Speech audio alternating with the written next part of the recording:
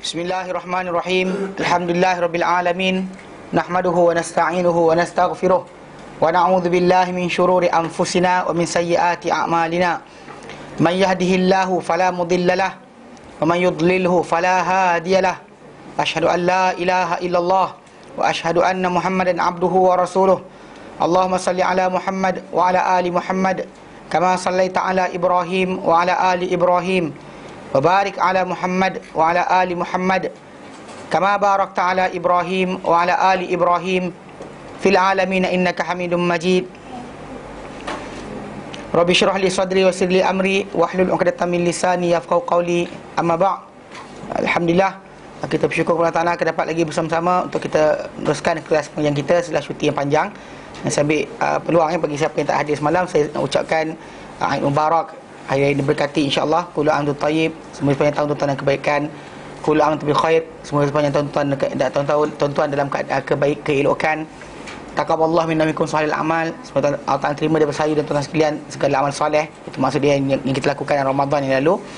Dan semoga kita semua ni minal a'idin wal faizin, dari kalangan orang-orang yang kembali kepada Allah Taala dan juga berjaya di akhirat dengan syurga Allah. Qulu amin. Baik. Jadi hari ini insya-Allah kita sebelum Ramadan hari itu kita dah habiskan surah Al-Insan. Dan kita hari ini akan masuk surah yang terakhir bagi juzuk yang ke-29, iaitu surah Al-Mursalat. Surah Al-Mursalat. Ini kita akan bincang kejap lagi lah berkenaan masalah kalimah tadi. Kalimah mursalat ni maksud dia apa? Adakah dia maksud dia angin ke malaikat ke? Kejap kita bincangkan. Memang di antara lafaz-lafaz yang Al-Quran Karim kita tak dapat clarification yang sebenarnya apakah dimaksudkan. Bahkan kena kepada semua yang ditafsirkan oleh para sahabat kepada kita daripada tajuk ni. Baik. Tafsir suratul Mursalat. Tafsir suratul Mursalat. Wahia Makkiyah. Wahia Makkiyah, dan dia adalah surah Makkiyah. Dia adalah surah Makkiyah. Yang mana isi kandungan dia sebenarnya isi kandungan Makkiyah, walaupun ada para ulama menyatakan dia antara surah yang turun akhir di akhir hayat Rasulullah SAW. Bahkan dalam hadis yang kita akan baca sekejap lagi, turun di Mina. Okey, dari Ibn Mas'ud radhiyallahu anhu, di antara sahabat Nabi yang bersama dengan Nabi di Madinah, bukan ketika di Makkah. Atau Ibn Abbas pun sebut benda yang sama di antara surah yang akhir turun. Jadi lafaz berkenaan dia ni Makkiyah atau Madaniyah tadi, isi kandungan dia Makkiyah. Tapi tempat turun dia adalah selepas hijrah. Tapi ialah berada di sisi Mekah. Tapi dinamakan para ulama banyak sepakat bahawa menamakan dia sebagai surah Makkiyah. Baik. Rawal Bukhari an Abdullah, daripada Abdullah ibn Mas'ud radhiyallahu anhu, wa huwa ibn Mas'ud radhiyallahu anhu qala, berkata Abdullah bin Mas'ud, bainama nahnu ma'a Rasulillah sallallahu alaihi wasallam. Bainama, sedang mana, nahnu ma'a Rasulillah, kami bersama-sama Rasulullah sallallahu alaihi wasallam, fi gharin bi Mina, dalam sebuah gua di Mina. Dalam sebuah gua di Mina. Iz nazalat alaihi wal mursalat. Tiba-tiba nazalat alaihi, turun kepada baginda, wal mursalat ay surah mursalat. Surah wal mursalat. Fa innahu layatluha, dan sungguhnya baginda benar-benar yatluha, membacakan surah berkenaan. Wa inni, dan sungguhnya aku, ini Ibn Mas'ud kata, la talaqqaha, benar-benar menerimanya min fihi, daripada mulut baginda SAW. Maksudnya baginda baca, dia pergi ikut apa bacaan baginda SAW. Tu talaki tu, orang kita talaki. Apa talaki? Apa benda talaki tak tahu. Talaki ni maksud dia menerima, mana guru tersebut anak murid terdengar dan diikut. Sebenarnya talaki, sistem yang sebenar, pembelajaran asal sebelum adanya buku, tulisan dan sebagainya, atau sebelum tersebarnya penggunaan pen. Zaman dahulu pen ni kurang, susah. Cakap bahasa Melayu pandai, tapi Piramli buat cerita Alif Yamin jadi buaya. Kan? Alif mim nun waw jadi apa? Jadi zu dengan zu Sarkis. Itu marah orang. Tak tahu lah dia Alif ni jadi dia amno sebenarnya. Tapi kan orang tak perasan tu. Alif tendang mim jadi nun waw amno. Dia kata jadi sarkis. Lawak sikit, lawak. Benda tu lawak. Bukan eja siapa, tapi Piramli punya kerja. Okey, apa tu yang bila time Alif Yamin jadi buaya. Pasal memang sebenarnya kemahiran manusia menggunakan pena ni baru sangat. kita umat manusia kita di Malaysia ni kan, atas seluruh dunia sebenarnya, celik bahasa ni atau celik tulisan ni adalah benda yang baru. Maknanya 50 tahun lepas kalau kita patah balik, tak ada orang macam kan, menulis pun tak pandai. Mak-mak kita yang duduk kampung pun darjah 6 ke darjah 5 sekolah tak pandai membaca pun. Dia kenal nama anak dia apa? Sebab tulisan tu dia kenal. Dia pandang, ni Zul punya. Dia pegang, ni sekian punya. So baca tak reti. Dia nampak karakter huruf tu. Itu zaman baru sangat. Sekarang ni saja kita kata. Jadi memang asal pembelajaran sebelum mana zaman tu dan sebelum dia adalah berdasar pada apa guru sampaikan, anak murid terus cuba hafal apa guru cakap. Kan, automatically dia akan try so hard untuk dapatkan semua sekali ilmu tu berdasar apa yang lafaz dari mulut tadi. Jadi Ibn Mas'ud kata, bila turun saja surah Mursalat ketika mereka berada dalam gua di Mina, okay, dan dia kata ketika tu baginda benar-benar membacakannya dan aku menerimanya daripada mulut baginda sendiri. Wa inna fahu, dan sesungguhnya mulut baginda la ratibun, benar-benar basah, biha, dengan surah berkenaan. Mana sibuk menyebut surah tersebut. Sedang sibuk Nabi SAW bacakan surah berkenaan, tiba-tiba wasabat alaina hayyah, menerpa kepada kami seekor ular. Faqala an-nabiy sallallahu alaihi wasallam, lalu bersabda Nabi SAW, uqtuluha, bunuhlah ia. Fabtadarnaha, lalu kami pun bersegeralah bergegas kepada ular berkenaan. Fadhahabat, lalu ia pergi. Jadi sebenarnya hadis ini datang dalam Bukhari, Muslim, dalam Bukhari, kitab dalam hadis Bukhari dia datang dalam bab berkenaan dengan pembolehan untuk orang berihram membunuh binatang seperti ular. Dalam ihram tak apa bunuh ular. Imam Malik dia limitkan, dia kata kalau boleh biar ular yang besar lah, ular kecil janganlah, yang tak nampak sebarang threat kepada kita jangan bunuh. Tapi kalau kita ular ni dia antara binatang yang dihalalkan bunuh ketika dalam keadaan ihram. Dalam ihram tak ada bunuh binatang kan? Bunuh nyamuk, buaya, jalan takut pijak semut. Kan, takut kena sekor kambing kan? Semua kelang kabut. Sebenarnya ialah kalau yang disengajakan yang tak disengajakan tidak. Okay, yang kita kata jalan-jalan terpijak tu, janganlah cari gatal pergi telik kaki. Adakah tadi aku terpijak? Itu gatal nama dia. Last sekali bila terkena mula kelang kabut, ustaz kena bayar ke? Kan? Benda kalau kita tak sengajakan janganlah cari. Kan? Macam lepas keluar kan, lepas mandi tu cek berapa lagi rambut jatuh. Kan nampak bangang sikit kan. Janganlah kira, jalan terus. Kan jangan sibuk cari. Benda tu kalau kita cari kita jumpa siap masalah. Jangan sibuk berkenaan dengan benda tu. Jadi let go. As long as bukan kita niatkan, jalan. Bukan tak boleh mandi, Nabi mandi ketika dia ihram. Kan bukan masalah tak boleh mandi, boleh mandi. Tapi yang kata pergi bilang, tarik tadi aku tarik tu tarik rambut ke, tertarik sekian ke, tak sengaja. Let go. Okay? Jadi dengan sebab itu kita kata ular antara binatang, walaupun dalam keadaan ihram tak boleh bunuh binatang, tapi ular adalah binatang yang dihalalkan bunuh ketika ihram. Itu sebab kenapa saya kata tadi masalah surah Makkiyah ke Madaniyah ni.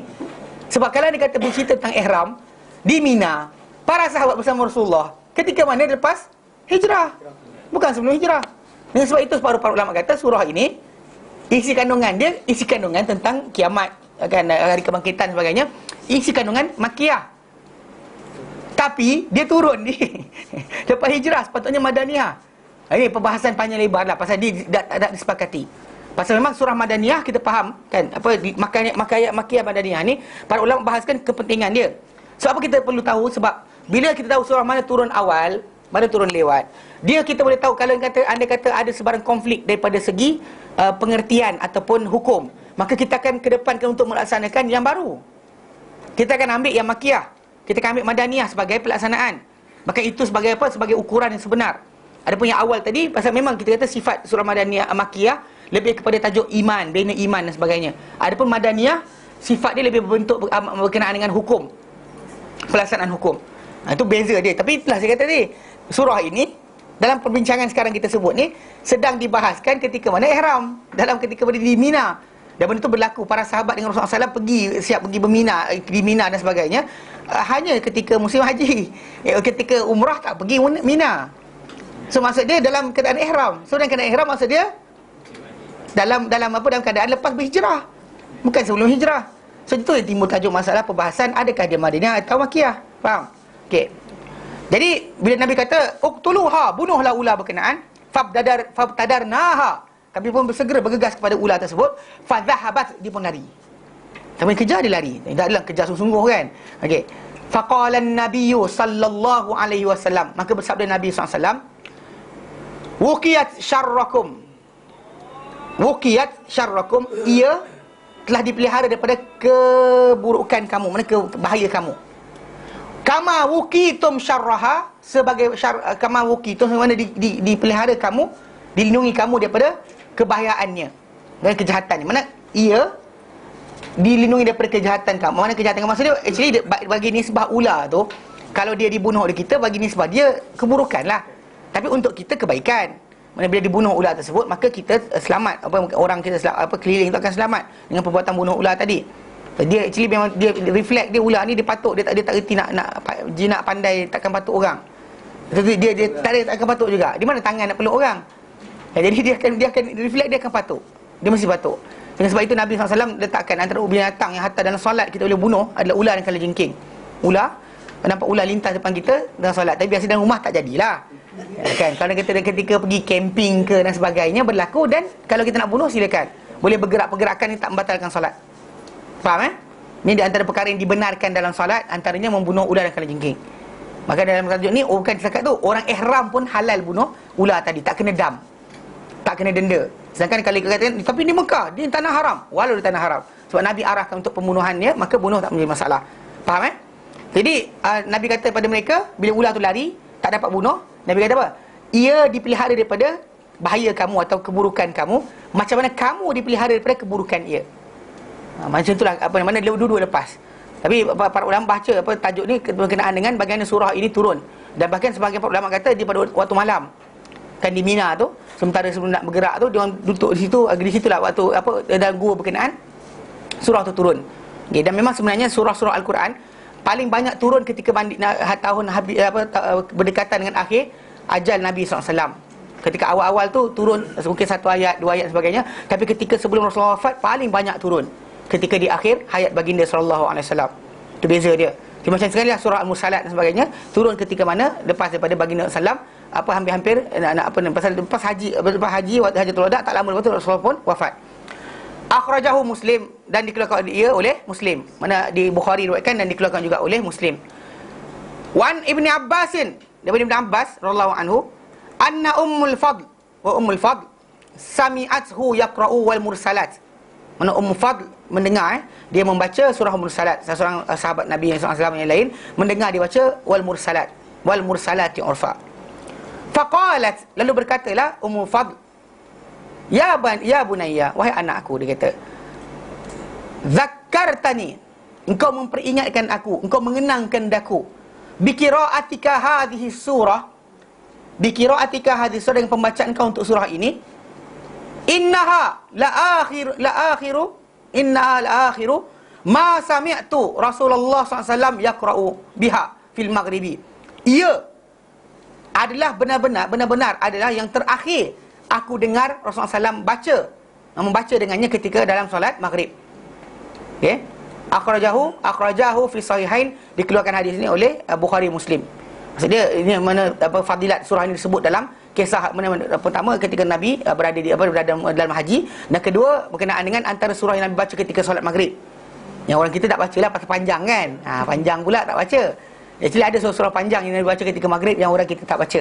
Antaranya surah Mursalat ni. Kalau baca maghrib panjang-panjang, orang kelam kabut kan. Okey, tapi tajuk dia memang antara surah yang Nabi baca di akhir hayat baginda ketika solat maghrib. Ini dikatakan oleh Ummul Fadl kepada Ibn Abbas. Ibn Abbas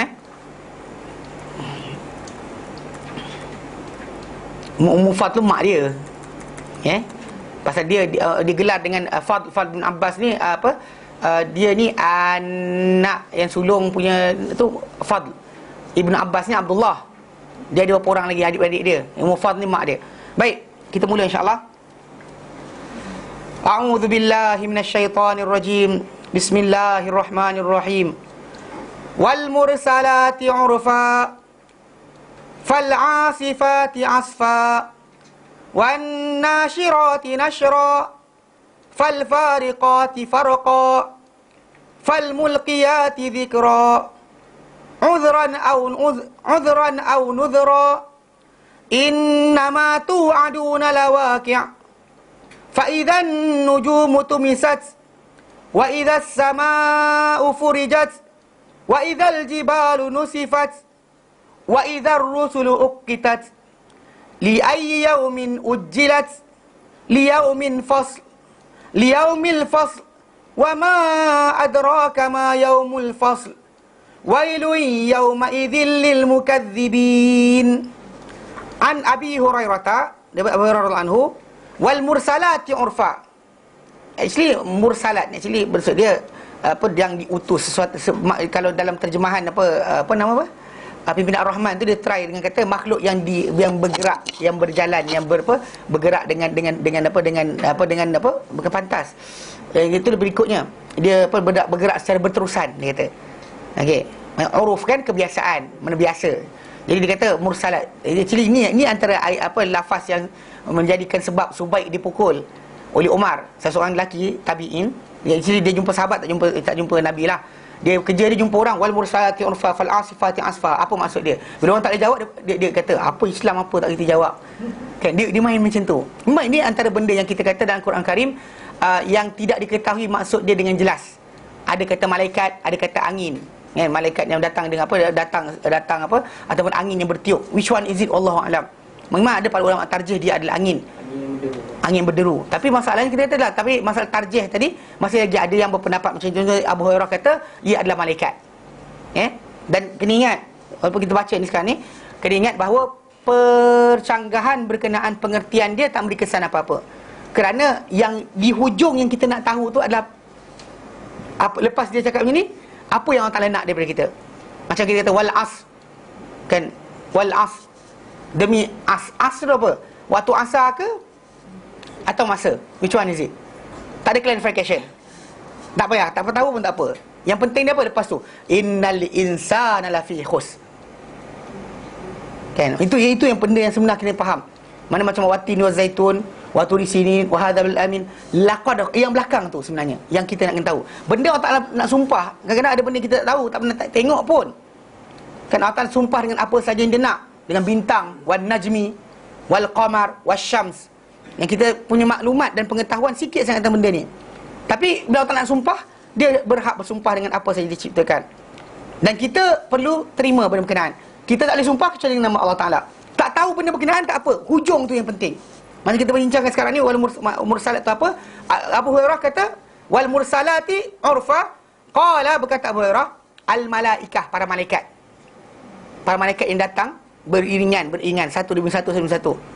Wa ruya an Masruq, diriwayatkan daripada Masruq, wa Abi Duha wa Mujahid fi ihda riwayat wa Suddi wa Rabi' bin Anas mithlu dhalik. Mana ramai di kalangan tabi'in yang dikatakan sebagai belajar dengan para sahabat tafsir Al-Quran juga mengatakan benda yang sama.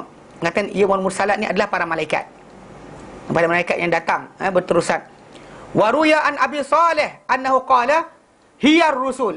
Berkata Abu Saleh bahawa yang dimaksudkan dengan mursalat ni adalah utusan-utusan. Itu rasul-rasul. Rasul-rasul.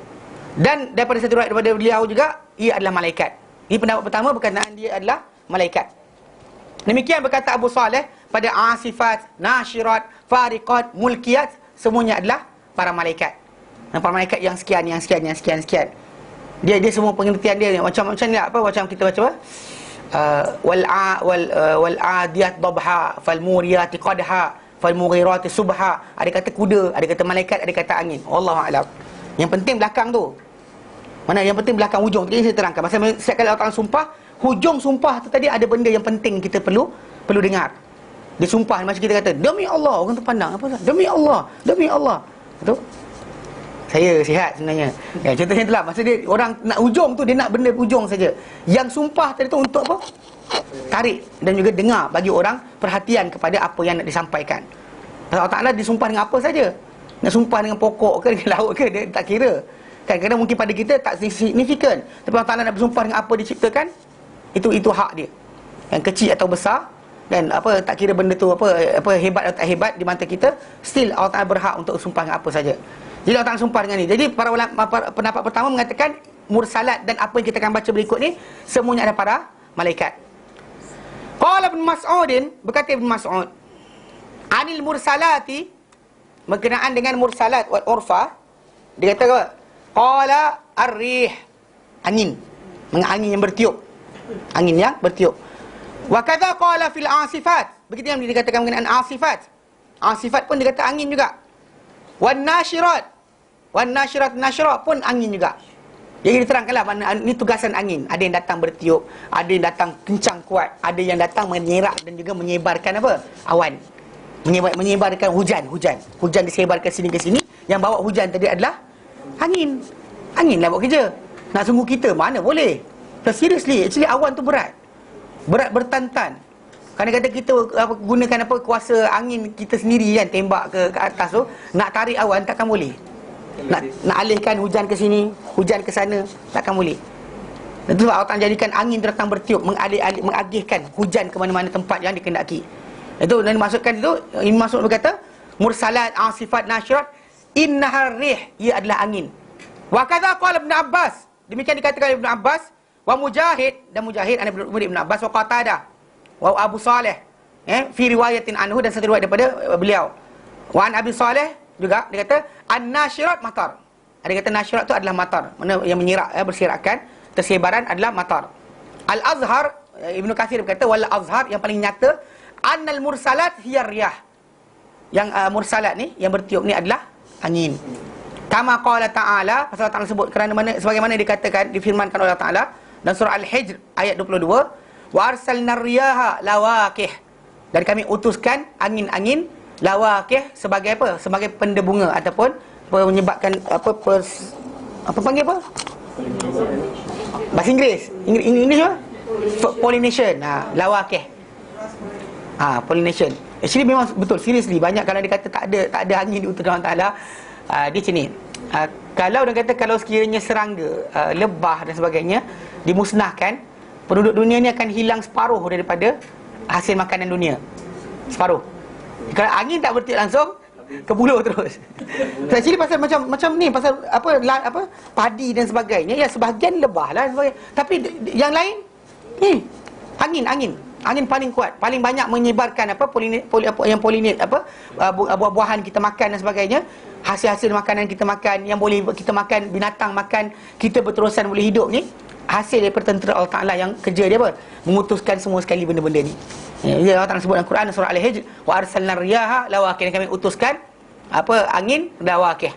Pasal mursal maksud dia yang diutus. Mursalat, benda yang diutus. Apa dia?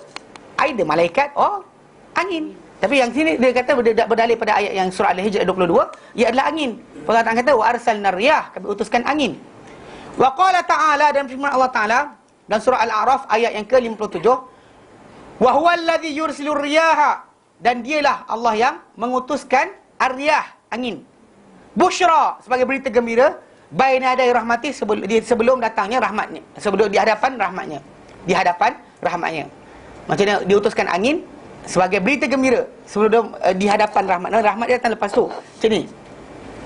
Kita kat Malaysia ni, siapa tahu bau hujan? Hujan bau apa? Tak tahu. Dia ada bau. Actually hujan ni dia bau macam tanah basah. Tanah kan, kalau kita basah kan, kalau kita hujan tu datang kat Malaysia, oleh kerana kita udara lembap, kita rasa. Kalau pergi dekat Sudan ke, tahulah, nak hujan tu kita boleh bau. Dan dia akan datang mula dengan angin. Angin tu datang bawa debu. Debu tadi tempat untuk bercantumnya titik-titik air tu, dan dia akan berat dan jatuh. Maksudnya tu Allah Ta'ala utuskan. Mana sebelum datang hujan tu sendiri, angin akan datang dulu. Bukan datang tiba je hujan, tak. Hujan tu akan dibawa oleh angin. Angin tu adalah berita gembira sebelum datangnya hujan berkenaan. Itu maksud dia. Yang rahmat tu dia ada ditafsirkan para ulama sebagai hujan. Wa hakadha al-asifat. Demikian juga asifat. Mana asifat ni angin kencang atau angin yang bertiup kencang, bertiup kencang Hiya ar-riyah, dia juga adalah angin. Yuqalu, dikata disebut asafatir rih idza habbat bitaswit. Mana asafat, mana kencang angin tu apabila dia bertiup dengan bunyi. Ada bunyi gitu. Itulah kalau kita kat Malaysia ni tak ni sangat. Kalau dia kata dekat Sudan tu, saya ingat dia punya musim panas, bila angin ni kuat, angin datang sekali dengan debu padang pasir. Kalau dia kata kita datang ni kan, hari siang ni bunyi maghrib. Siang bunyi maghrib. Kita pergi jalan rumah kawan kita kan, sekali debu tu keluar. Sampai rumah kawan kita, kerja kita mandi balik lah. penuh ni, mata ni penuh debu, rambut penuh debu. Kan? Dah pasir dia lepas ni. Dia tak kotor, tapi gitulah dekat sana macam kalau kat Sudan kalau ni kapet kan, tepuk ni tak ada tempat tak ada debu. Ada siapa budak kata dia boleh buat komputer kan, komputer desktop tu dia pakai kat sana. Dalam tu setiap kali dia buka, seminggu sekali kena buka. Banyak. Dia tak ada pula. Setakat ni tak ada orang mati macam tu.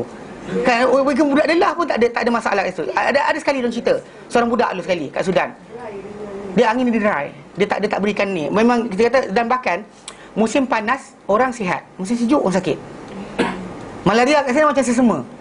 Macam tu, alah malaria baliklah. Macam tu. Kalau kita malaria ni masuk hospital, hospitalization kan. Dia tak, malaria balik, ambil buat makan.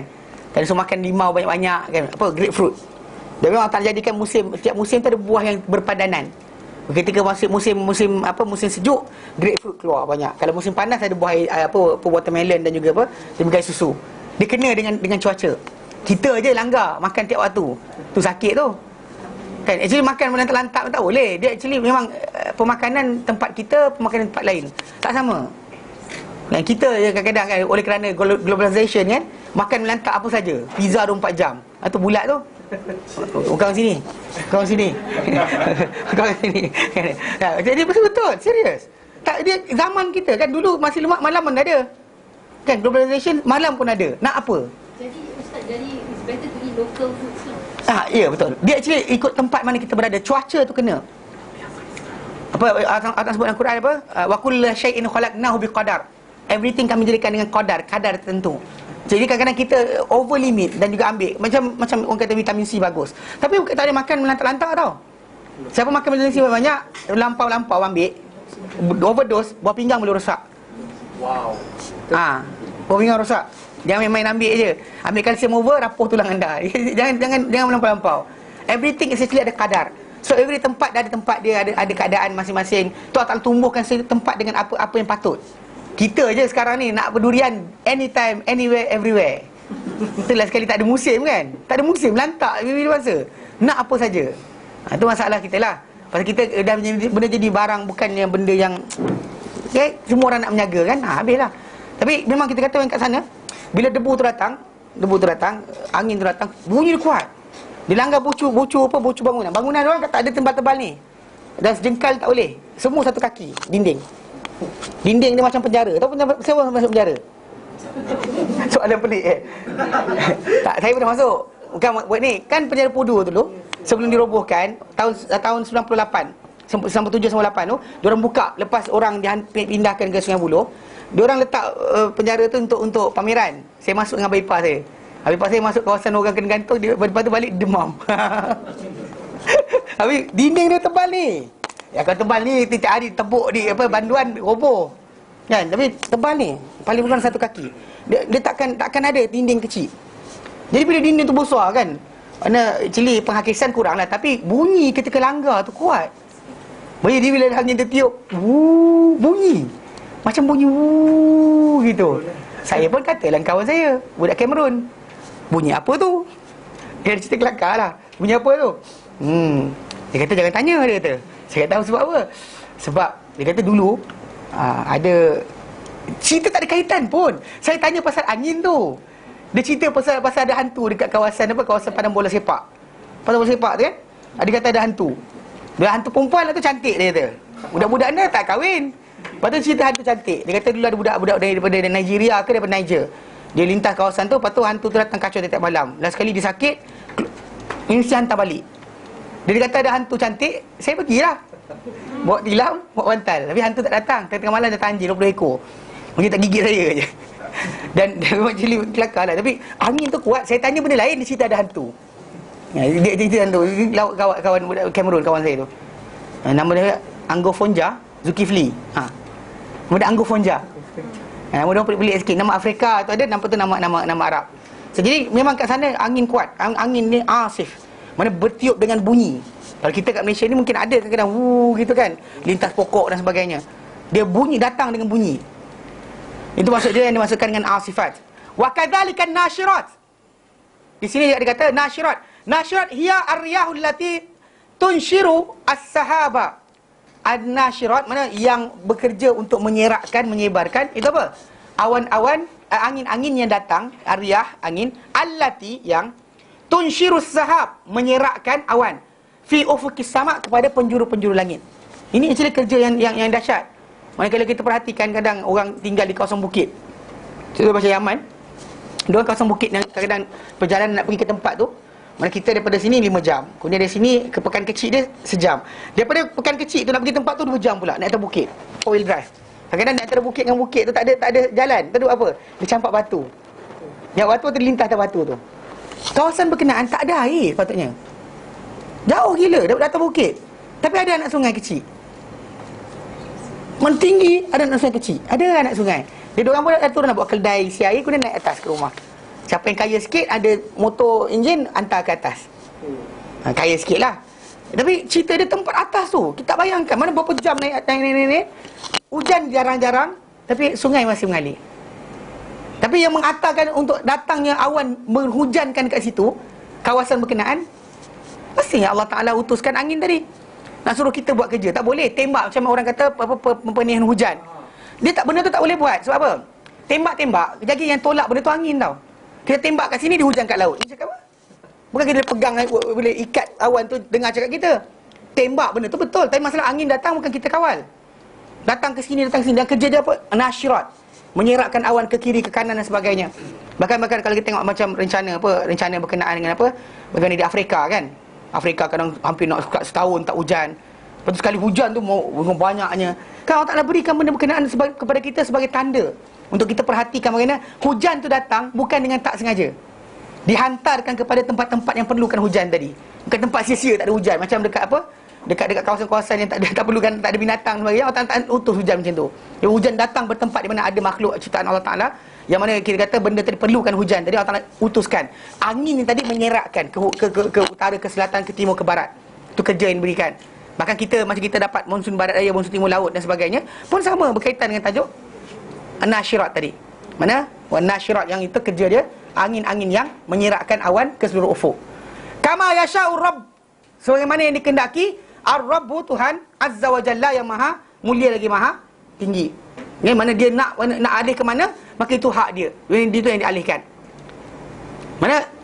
Mursalat, asifat, nasyirat, 3 itu adalah berkait dengan angin. Angin, okey. Kemudian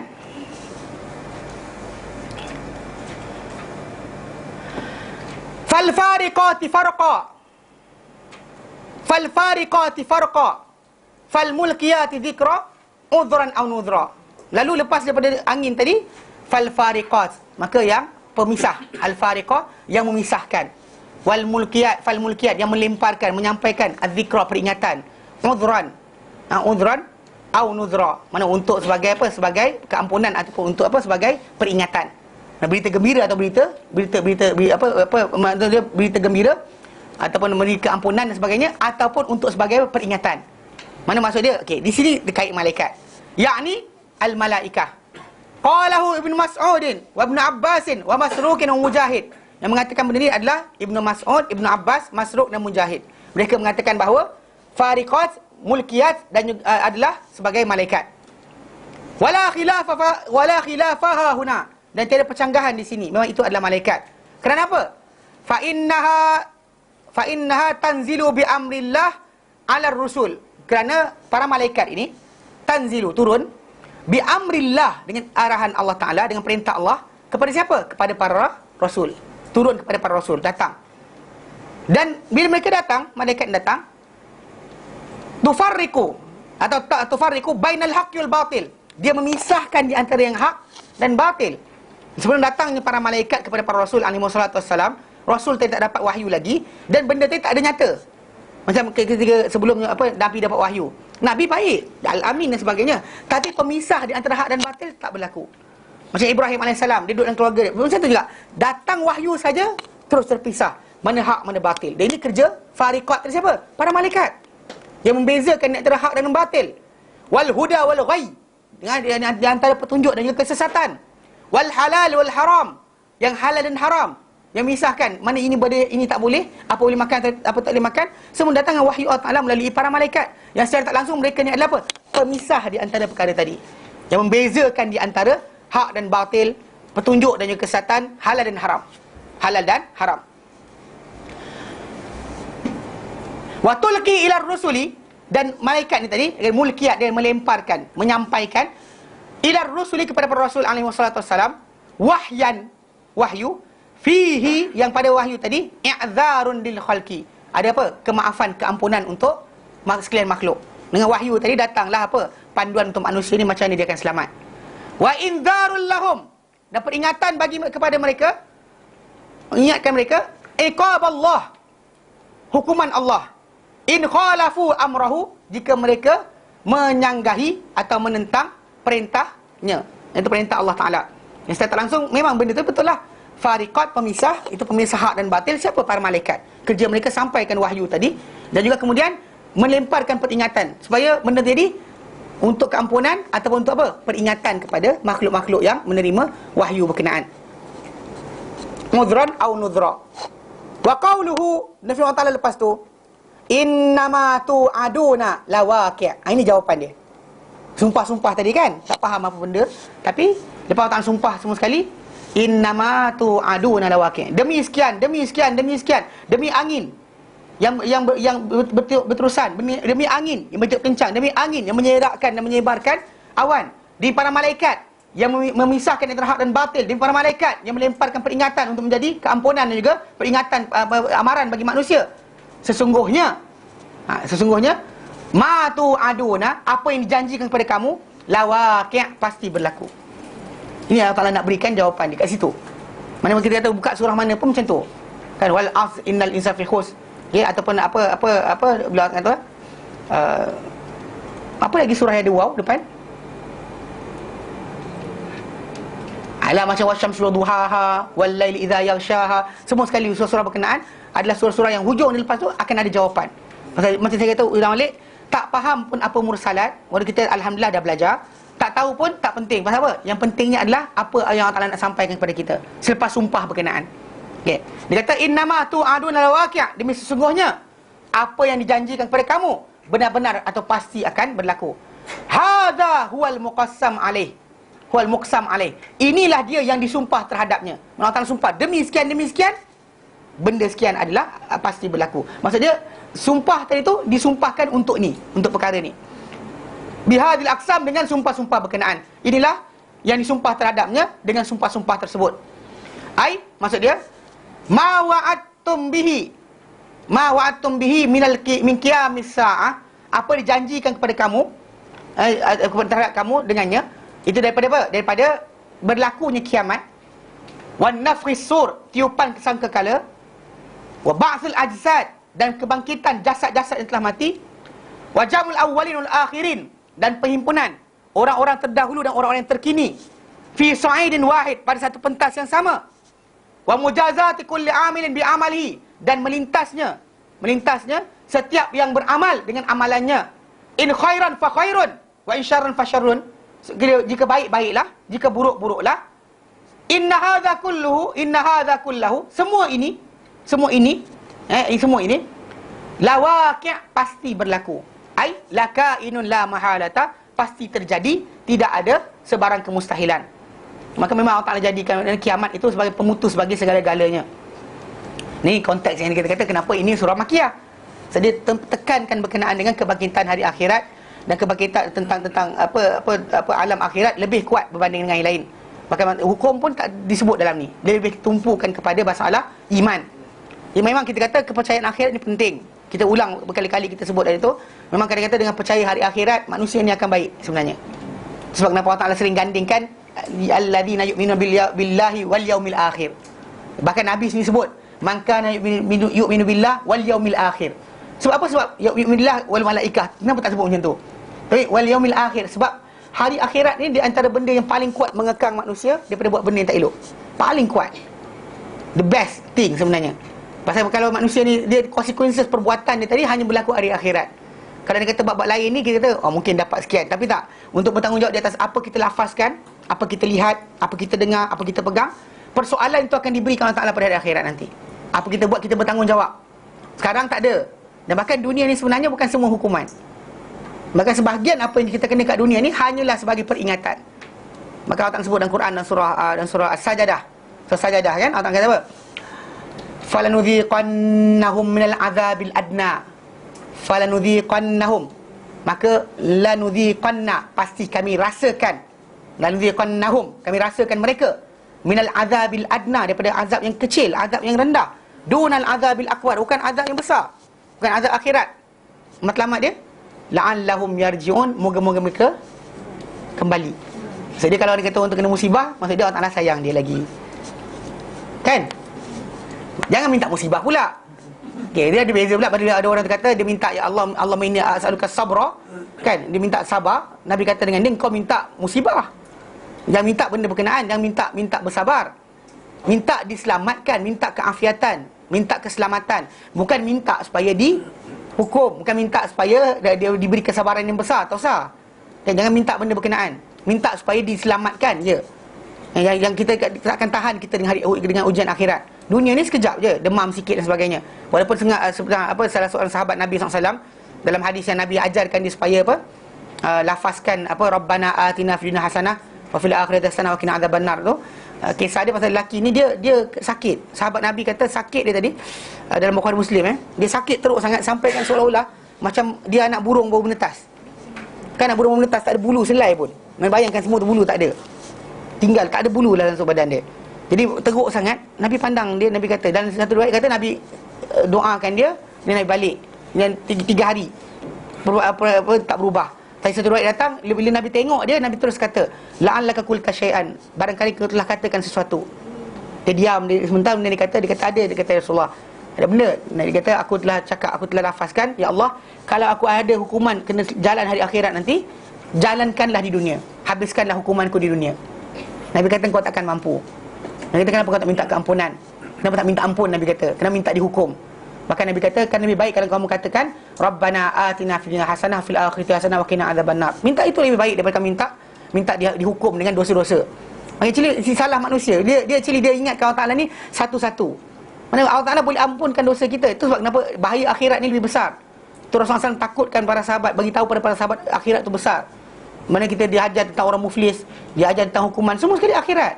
Dunia ni tak salah. Macam orang tu kata, mati orang tu pasal dia buat jahat. Tak ada. Mati bukan hukuman. Mati bukan hukuman. Mana manusia ni jangan salah faham. Kalau dalam Christianity betul, mati itu adalah hukuman.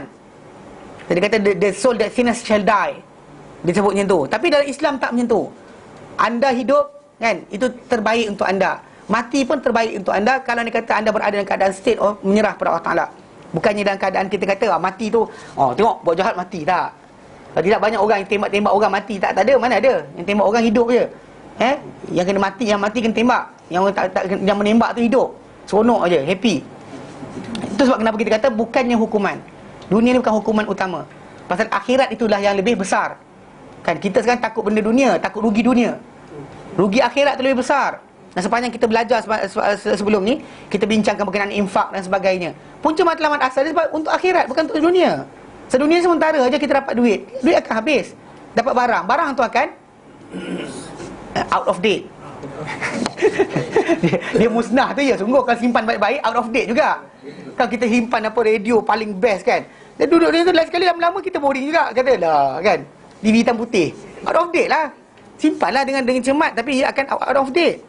Kan manusia takkan puas. Dunia ni tidak pernah kekal, tidak mengekang satu state. Pasal Nabi kata dalam hadis yang sahih, ad-dunya hulun khadir.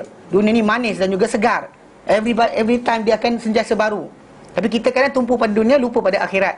Sedangkan akhirat itu lebih bahaya. So Allah Ta'ala sumpah tadi dengan makhluk-makhluk yang diciptakan, angin dan juga malaikat tadi, untuk menyatakan bahawa apa dijanjikan pada kamu adalah pasti berlaku. Pasti berlaku. Tak boleh kamu lari. Pasti kamu akan lalui. Memang kita kata kita akan mati. Siapa kata tak mati? Semua kata mati. Soalan lepas mati nak pergi mana? Itu tajuk dia. Yang kita kata macam jangan gamble dengan perkara ni. Jangan kata tak apa, kalau tak ada, rugi dah pula, tak rasa dunia, tak rugi pun. Anda bersih daripada benda-benda yang tak elok di dunia ni, anda tenang. Bukannya maksud dia rugilah tak buat benda ni, tak apa, Kan hidup hanya sekali, kita enjoy, dia kata. Dan siapa ajar benda tu? Television ha. Saya tak sebut nama. Okay. Salah, ini rakam ni masuk YouTube, kena saman nanti tak tahu. Okay. Siapa cakap? Dia tak kisah, saman lah buat benda kan, bukan ada duit nak saman pun. Okay, baik. Jadi maksud dia bila kita kata benda berkenaan dunia ni sementara je, fikir macam tu. Sebab Allah Ta'ala sumpah dengan makhluk dia tadi untuk last kali hanya bagi tahu kita apa? Kiamat itu benar. Macam-macam dalam surah, kalau kita tengok dalam surah dalam juzuk ke-30 dahulu. Kan Allah Ta'ala kata ammai tasaalun, kan, demi apa yang mereka tertanya-tanyakan, anin nabail azim, bukan berita yang besar, alladzihum fihi mukhtalifun, yang mereka dalam berita tadi tentang benda tu mereka bercanggahan. Kalla sayalamun, jangan mereka berterusan bercanggahan, mereka akan tahu. Thumma kalla sayalamun, berterusan jangan lagi mereka bertelagah, mereka pasti akan tahu. Alam naj'alil arda mihada, Allah Ta'ala kata, bukan kami jadikan untuk kamu ni bumi ni sebagai hamparan. Allah Ta'ala sebut satu persatu sampai last sekali, inna yawmal fasli kana miqata. Lepas Allah sebut bumi, bulan dan sebagainya, matahari dan sebagainya, last sekali Allah kata inna yawmal fasli kana miqata. Hari pemisahan, hari keputusan untuk hukum di antara manusia ini, ia adalah waktu yang telah ditetapkan. Yaum fakhu fis sur, hari ditiup pada sangkala. Mana benda tu adalah benda pasti berlaku. Baik. Dan dikata lepas tu, bila kau waktu berkenaan, thumma qala, aku nak Ta'ala berfirman, fa idzan nujumu tumisat, pada waktu matahari, bintang-bintang tumisat, dipadamkan cahayanya. Dahulu, satu masa dahulu kita tak pernah terfikir benda ini boleh berlaku. Tapi lepas kita belajar, rupanya ada bahan bakar, kayak nuclear fusion yang berlaku pada bintang tadi, dia ada hujung dia. Dia bukannya berkekalan. Pasal dia actually dalam nuclear fusion yang berlaku pada bintang tadi, dia pembakaran, pelakuran nuklear yang berlaku, dia tukar daripada hidrogen di helium jadi sekian, karbon, dia ada benda-benda yang dia tukar. Lepas peringkat tu, tunjuk sekejap gambar. Tak tunjuk kan, salah juga. Sekejap.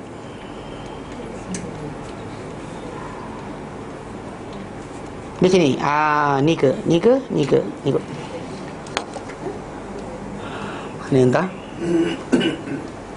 Lah, satu masa dahulu kita tengok matahari, mana pernah padam. Ke atas kepala kita terang benerang. Ni. Alah. Ada password pula. Mana ada. Okey. Dia orang bagi macam ni, tengok Okey, Okey ni kan dia kata kan, bentuk besi. Okey, matahari ni macam ni dia ada gambar tak nampak lah pula.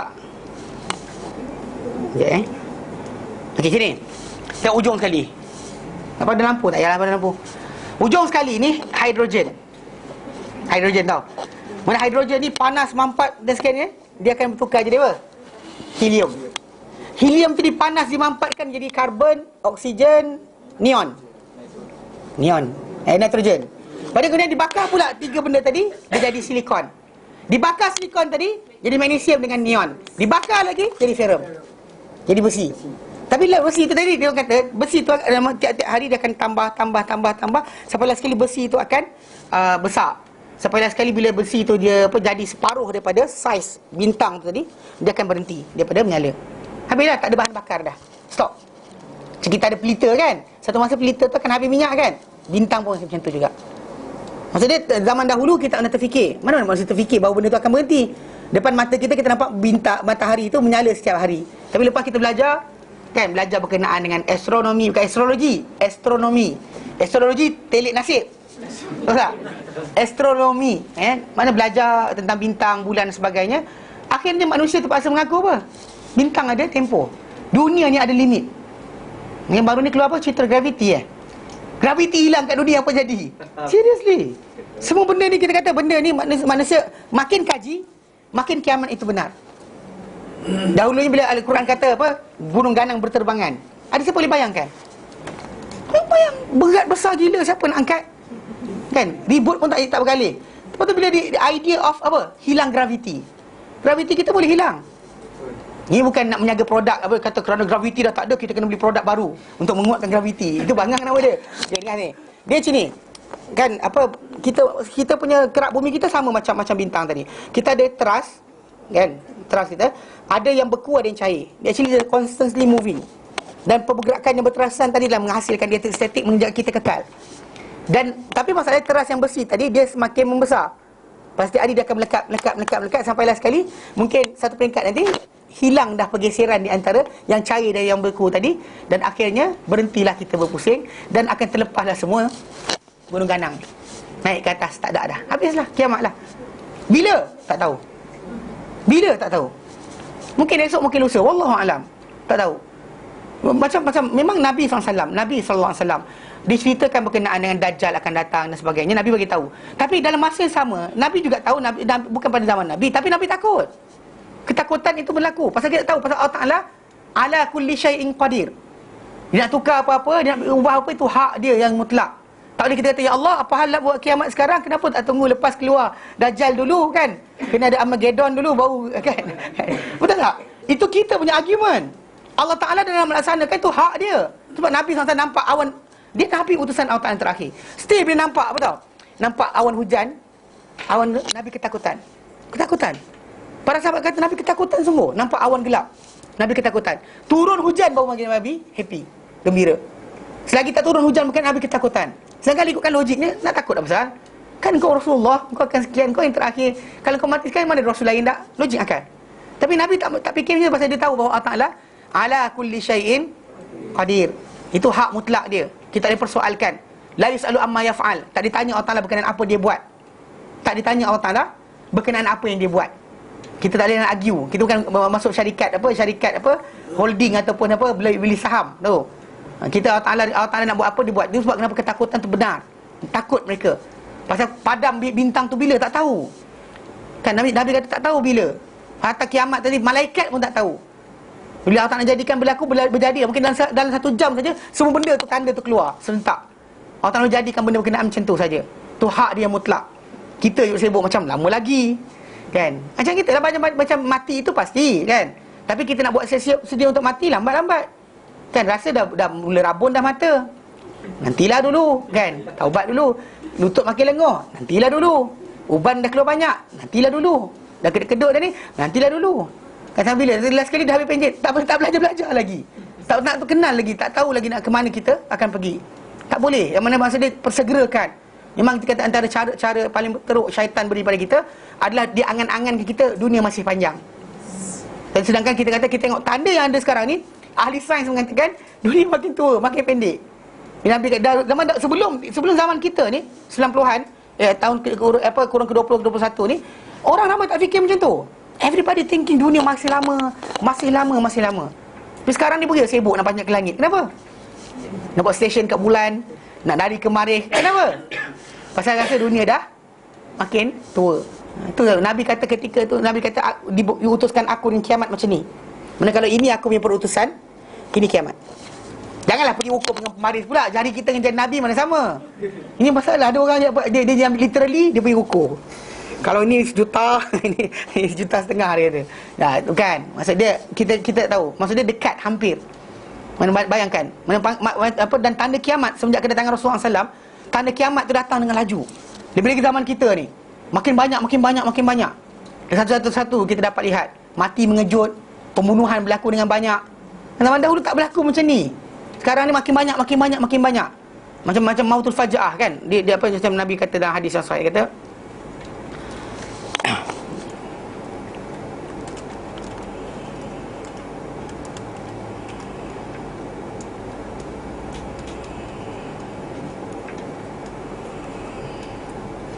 di lafaz yang tu apa,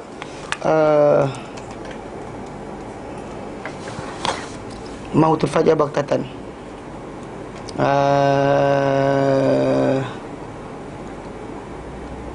Dia ada lafaz yang lain, lafaz yang agak jelas sikit.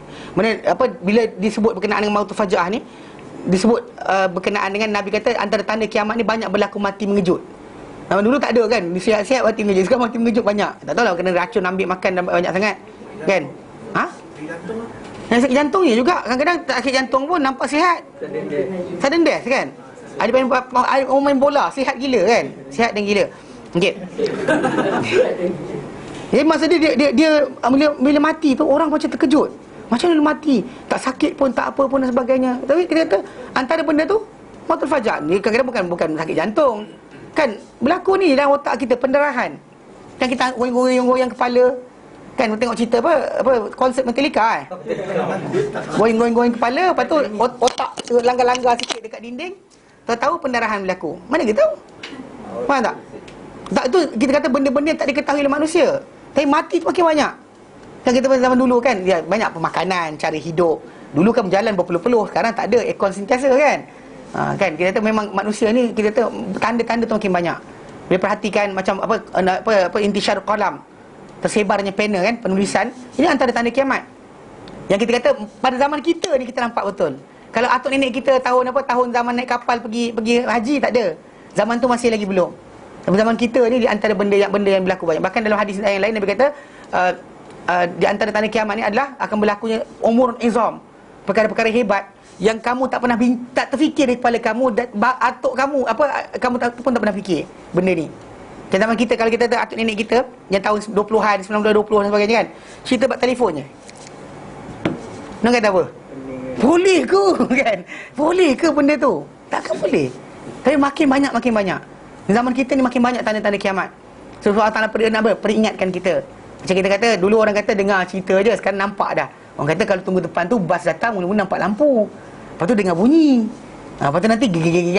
Tu dekat dah tu. Maksudnya kita dapat tahu tanda tu makin dekat. Menunjukkan kebenaran Rasulullah SAW. Dan dalam satu perkara lain, kalau ada fitnah dalam perkara tanda-tanda kiamat tadi, kita kena ambil stand, ambil pendirian, bukannya ikut lalang. Tahu lalang? Orang lari kiri, kita kanan. Tak, kita ada stand. Bukan ikut go with the flow, ataupun keluarkan ayat apa orang lain buat. Itu masalah dia. Orang lain buat, takkanlah saya tak boleh, dia kata. Okay. Fa idzan nujumu tumisat, apabila mata bintang-bintang tumisat, dipadamkan, ai zahaba dawuha, hilang cahayanya. Kaqaulihi, ia sama seperti firman Allah Taala, fa idzan nujumun kadarat, apabila matahari bintang-bintang dipadamkan. Ni berpadam, tak ada dah. Atau kata berserakan pun juga, berserakan, lari dah, tak ada bintang, tak jadi dapat panduan untuk kita. Wa kaqaulihi, dan ia seperti firman Allah Taala, fa idzal kawakibun tasarat, pada hari planet ni intasarat, berserakan, tidak lagi tetap pada kedudukan dia. Sekarang tetap, everything is tetap. Mana di mana kita pandang malam ni, besok ada lagi bintang tu, besok pandang lagi, satu peringkat nanti dia akan hilang terus. Tak ada dah kat situ, tak ada lagi terdapat. Dan bahkan bila hilang benda berkenaan, dia akan menyebabkan rosaknya sistem alam ni. Pasal sebenarnya kita ni diikat, bumi duduk macam ni kan, dengan matahari dia. Kalau mana ada palang kat situ, kayu besi dia, graviti bumi dengan matahari, bumi dengan planet-planet yang lain, benda tu menyebabkan pusingan kita pada keadaan ini. Hilang saja graviti berkenaan, habis, jatuh berguguran dah semua sekali, tak ada benda yang tinggal lagi. Okey.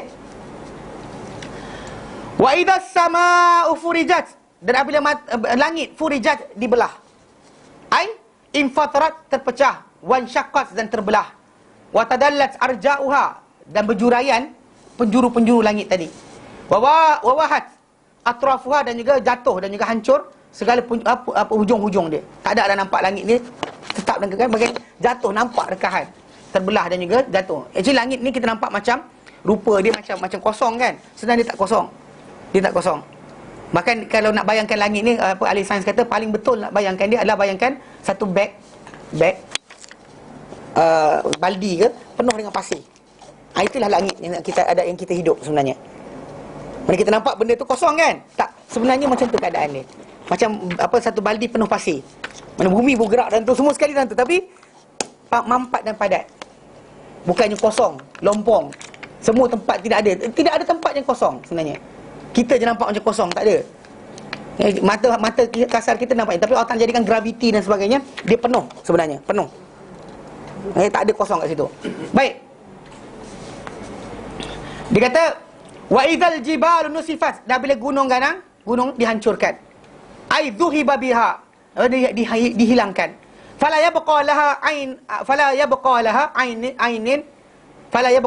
ainun wala athar. Tak ada untuk gunung tu sebarang benda yang boleh dilihat ataupun kesan pun tak ada. Tak ada tonggol, tak ada bunjul, tak ada dah, habis. Ia kaqaulihi, seperti firman Allah Taala surah Taha ayat 105 107, wa yas'alunaka 'anil jibal, dan mereka bertanya kepada Muhammad mengenai gunung ganang. Fakul, maka katakanlah hai Muhammad, yansifuha rabbi nasfa, akan menghancurkan ia Tuhanku sehancur-hancurnya. Fayadaruha qa'an safsafa, lalu dibiarkan bumi ini menjadi apa? Satu tanah lapang yang rata. La tara fiha iwaja, engkau tak dapati padanya bonggol apa lekuk dalam, wala amtan, juga tidak ada bonggol yang ke atas. Tak ada lekuk ke dalam, tak ada bonggol ke atas. Semua rata je. Itu pada mahsyar nanti. Tapi kena ingat, dalam keadaan rata tadi, bila manusia ni ada yang dia tenggelam dengan peluh dan sebagainya, dia tetap akan kena tenggelam. Macam mana? Tunggu sana. Kan kita tak boleh lari. Dia actually benda ni macam ada kes kan, bila masyarakat kita kat Malaysia ni belajar. Suka belajar berkenaan dengan tajuk ilmu hakikat dan sebagainya. Diorang ataupun silap, orang belajar sifat 20. Kan, sifat 20. Betul, pasal cerita je ni, pasal diorang belajar kan wujud kidam baqa'. Dia start kudrat, iradat, ilmu, hayat, sama, basar, kalam. 7 sifat ni panggil sifat ma'ani. Sebagian orang dia tak faham. Dia kata apa? Dia kata tengok, yang bergerak ni siapa? Kan, kalau bukan Allah Ta'ala yang berikan, siapa? Actually sebenarnya memang betul kita bergerak dengan izin Allah Ta'ala. Allah Ta'ala izinkan kita bergerak. Tapi izin tadi tu dalam bentuk yang total, terbuka. Sebab kenapa bila kita buat salah, jangan kata Allah Ta'ala takdirkan. Makan benda haram. Mat, makan benda haram. Dah takdir. Seriously. Memang sekian. Dah takdir. Kalau tak tertulis, aku tak buat benda ni. Dengar sini. Dia sebenarnya ada masalah kat sini. Kena faham betul-betul. Sebab ada kaitan dengan tajuk masalah akhirat. Bila manusia ni dikumpulkan nanti hari akhirat, hilanglah benda yang kat sekarang ni, kat dunia ni kita buat ni. Yang ni kan. Ni. Allah Ta'ala tarik. Dekat sekarang ni, tuan-tuan nak buat apa buat? Pegang korek hidung ke garu, tapi buat. Tak ada hal. Allah Ta'ala benarkan. Totally Allah Ta'ala bagi pada kita sepenuhnya untuk kita gunakan, pakai. Mati sahaja kita, tak ada dah pilihan. Malaikat kata apa? Tak kita bercakap. Kita ada idea, tapi mulut kita akan bercakap dengan idea kita.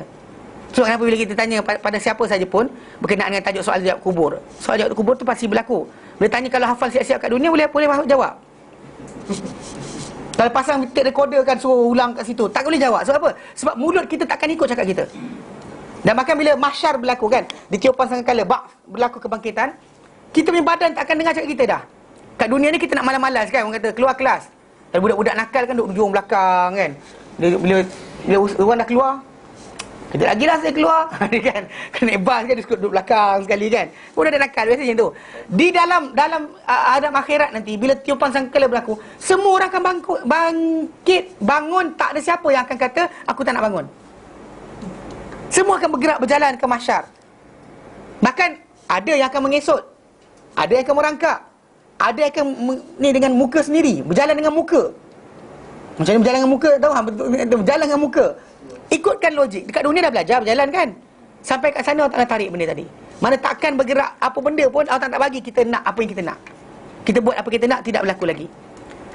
Dan bahkan bila masuk neraka, kalau ahli neraka masuk neraka kan, kan dia gogoknya air panas. Siapa nak gogok air panas? Siapa nak gogok gitu kan? Tembaga, makan buah yang dia pasal dia ditarik daripada dia apa? Segala apa? Kebolehan untuk memilih. Tak ada choices.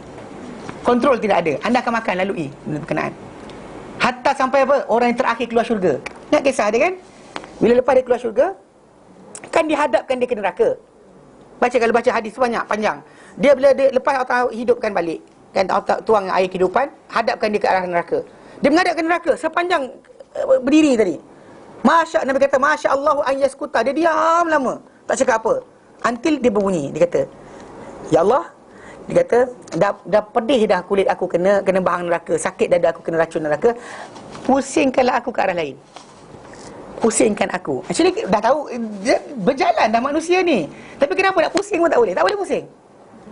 Dia minta pusing. Allah Ta'ala kata, adakah kau akan minta benda lain? Adakah kau mungkin kalau aku berikan benda ni, kau minta benda lain pula? Dia kata, demi kemuliaanmu ya Allah, takkan aku minta benda lain. Allah Ta'ala apa? Pusing. Bila pusing lama, dia nampak seberang sana, nampak syurga. Dia jeling pula, nama dia, Masya Allah yang sekutar. Dia diam lama, until last kali dia bunyi juga. Dia kata, Ya Allah, dekatkanlah aku ke syurga. Aku tengok apa dalam syurga. Lalu Allah Ta'ala pun kata, celaka kau wahai anak Adam, ma'akdarak, alangkah mungkirnya engkau. Aku janji dia tak minta benda lain. Dia kata, Ya Allah, jangan kau jadikan aku sehina-hina makhluk engkau. Agar aku beri benda kau minta tak benda lain. Demi kemuliaanmu, takkan aku minta benda lain. Nanti dia pun Allah Ta'ala pun jalankan dia sampai depan syurga. Tengok dalam syurga, banyak kosong punya. Dia pun pandang. Dan sekali dia kata, ya Allah minta. Yang kita nak fahamkan sekarang bukan kisah tadi. Kisah ni, movement ni, until masuk syurga, selagi tu tak ada pilihan untuk kita. Mana lepas mati sampai masuk syurga. Kalau masuk neraka, terlibat sama macam ni. Tak ada, anda ada keinginan anda tak akan boleh jalan. Sedia Allah Ta'ala dah tarik kepada kita apa? Choices untuk duduk atau jalan atau baring atau pegang atau lihat atau sekian tak. Tapi kalau dia kata kita masuk syurga, diberikan balik, dibenarkan balik kita pakai semula apa yang Allah Ta'ala beri kat dunia. Tu kita tahu, memang kita bergerak dengan izin Allah Ta'ala, dibenarkan sekali. Jadi mana ada keadaan sebut, mana orang-orang yang dibangkitkan dari kubur nanti, macam tu keadaan dia. Dia tak ada pilihan, tak ada choices. Dunia ni kita ada choices. Bila tanah tu dah rata, nyuruk belakang orang. Panas ni, nyuruk belakang orang. Dia tinggi sikit. Tak ada. Tak ada siapa akan terfikir untuk benda berkenaan. Semua akan diam, menunggu dan menanti. Itu keadaan akhirat. Macam kita kata kalau kat dunia ni kan, macam kalau kat dunia kita boleh lari kan, jam-jam jalan raya kan, 2 lane, ada satu lane emergency, lari lane emergency kan. Jangan buat benda tak senonoh. Okay. Tapi nak cerita kan, lari. Di dunia lari, anda jam, anda lari. Di akhirat tak boleh. Anda akan bergerak, tunggu, menantikan macam mana. Pasal tanah tu rata. Orang pucuk sini nampak, orang pucuk sini, orang pucuk sini nampak, pucuk sini. Tak ada lagi bentuk yang tak ada nampak, semua nampak. Dihimpun di atas satu tanah yang rata. Allah kata, la tara fiha iwajan wala amta. Kamu tak mati padanya sebarang lekuk ataupun bonggol, tak ada. Semua sekali rata, serata-ratanya. Wa qala ta'ala, dan berfirman Allah Ta'ala dalam surah Kahfi ayat 47. Wa yawma nusayyirul jibal, dan pada hari kami memperjalankan, kami gerakkan gunung ganang tu. Wa taral arda barizah, dan kamu akan dapati bumi ini terbongkar. Nyata, keluar sekali. Wa hasyarnahum, dan kami himpunkan mereka. Falam nughadir minhum ahada, kami tak biarkan seorang pun di kalangan mereka. Tak ada seorang pun yang tertinggal. Semua sekali akan ditarik balik. Dimakan oleh rimau, ataupun dimakan oleh jerung, dimakan oleh ikan, hancur tertimbun dengan tanah, timbun bawah tanah. Semua sekali akan keluar. Tak ada siapa yang tak terkeluar. Semua akan keluarkan balik, himpunkan pada tempat yang sama. Wa qauluhu, dan Allah Ta'ala lepas tu, wa idhar rusulu uqitat, dan apabila rasul-rasul ni dihimpunkan, didatangkan. Qala al-Aufi, berkata Aufi, ada Ibn Abbas, maksud dia jumi'at. Mana wa idhar rusulu uqitat, wa idhar rusulu jumi'at, pada hari utusan-utusan akan dihimpunkan, digabungkan. Wa qala Ibn Zaid, berkata Ibn Zaid, wa hadhihi ka qaulihi ta'ala, dan ini seperti firman-Nya Ta'ala, yauma yajma'ullahu ar-rusula, hari di mana Allah Ta'ala menghimpunkan para rasul. Al-Maidah 109. Wa qala Mujahid, berkata Mujahid, uqitat, maksud dia ujliyat, dinyata, diterangkan, dizahirkan, dimunculkan. Thumma qala, kemudian Allah Ta'ala firman lagi, li ayyaumin ujjilat, untuk hari manakah dia dizahirkan, untuk hari manakah rasul-rasul tadi datangkan. Dan rasul tadi sebenarnya mengakui dua aspek. Satu, rasul tu rasul yang Allah Ta'ala utuskan ni. Satu lagi saksi-saksi yang akan datang menyaksikan segala benda kita buat. Dizahirkan semua sekali, datang semua sekali, membawa pengetahuan tentang apa amal kita buat. Kenapa? Liyaumil fasl, rasul-rasul didatangkan untuk hari pemutusan, hari pembalasan. Wa ma adraka ma yaumul fasl, kamu tahu tak, apakah yang boleh memberitahu kamu tentang hari fasl, hari pemisahan ini? Wailun yauma idzil lil mukadzibin, kecelakaanlah pada hari berkenaan bagi orang-orang yang mendustakan, yang tak percaya. Siapa tak percaya, hari itu dia memang malang, memang kecelakaanlah bagi dia. Yaqulu ta'ala, berfirman Allah Ta'ala, li ayyamin ujjilatir rusul wa urja amruha, untuk hari manakah dimunculkan, didatangkan para rasul dan diangkat semua sekali urusan mereka. Apakah hari tersebut? Hatta taqumus saah, sehingga supaya berlakunya kiamat. Kama qala ta'ala, sebab Allah firman dalam ayat lain, fala tahsabannallaha mukhlifa wa'dihi rusulah, janganlah kamu menyangka bahawa Allah Ta'ala akan menyanggahi atau menyalahi janjinya terhadap rasul-rasulnya. Mana Allah Ta'ala janji kepada para rasul alaihi wassalam, dengan kesabaran mereka ada, mana hari pembalasan tu pasti berlaku. Dengan kesabaran mereka tu, kita kata antara punca benda-benda kebaikan orang tu percaya hari akhirat, selain daripada mengekang buat maksiat, menjadikan dia tenang duduk kat dunia, tidak menjadi seperti anjing yang berebut tulang yang direbut oleh semua anjing yang lain. Maksudnya kalau kita kata untuk menenangkan hati seorang manusia, kan dia duduk ikut jalan yang betul, cara yang betul, cara jujur. Tapi ada orang rasuah dan sebagainya, duduk atas dia. Ada orang tipu lagi, bohong, duduk atas lagi, kan? Dia jatuh air. Okey. Maksud dia semua sekali datang. Kalau dia kata ikutkan sebenar, sakit jiwa tak? Seriously sakit jiwa.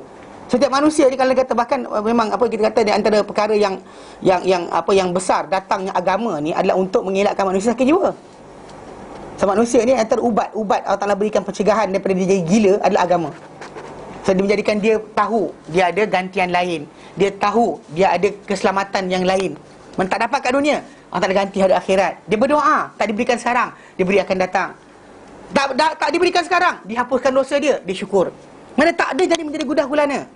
Seorang mukmin tidak akan gundah gulana pasal dia tahu Allah Ta'ala akan berikan apa yang dia kepada dia kebaikan dalam bentuk yang pelbagai.